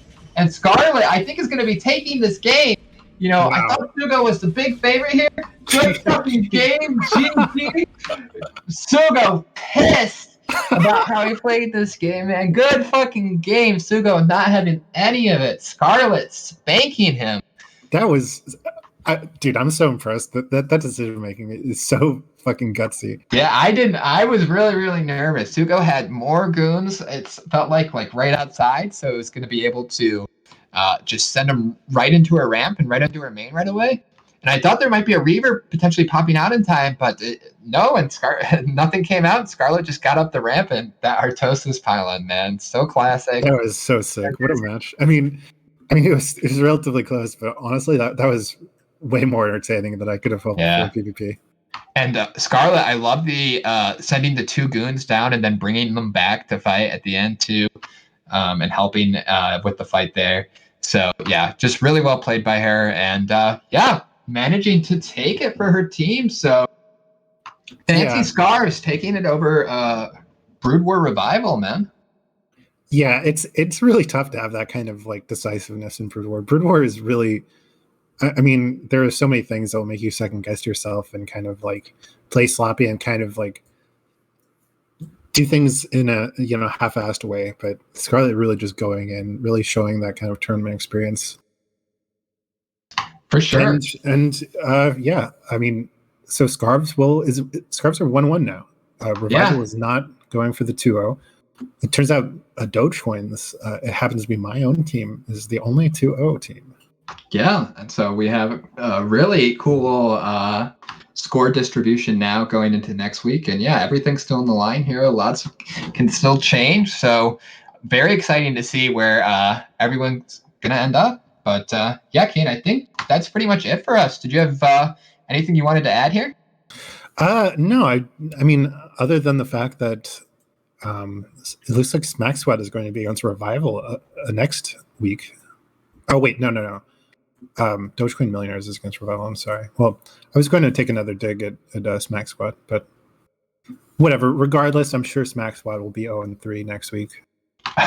We'll see. We will definitely see, and we hope to see you all there. Please, guys, if you enjoyed the content tonight, if you enjoyed the stream, drop us a follow. Consider donating to our events. I know we're definitely still hosting another individual league with Rogue City Rumble 2. And yeah, we hope you guys had a great night. We hope you guys continue to have a great night. Thanks for watching. Peace out.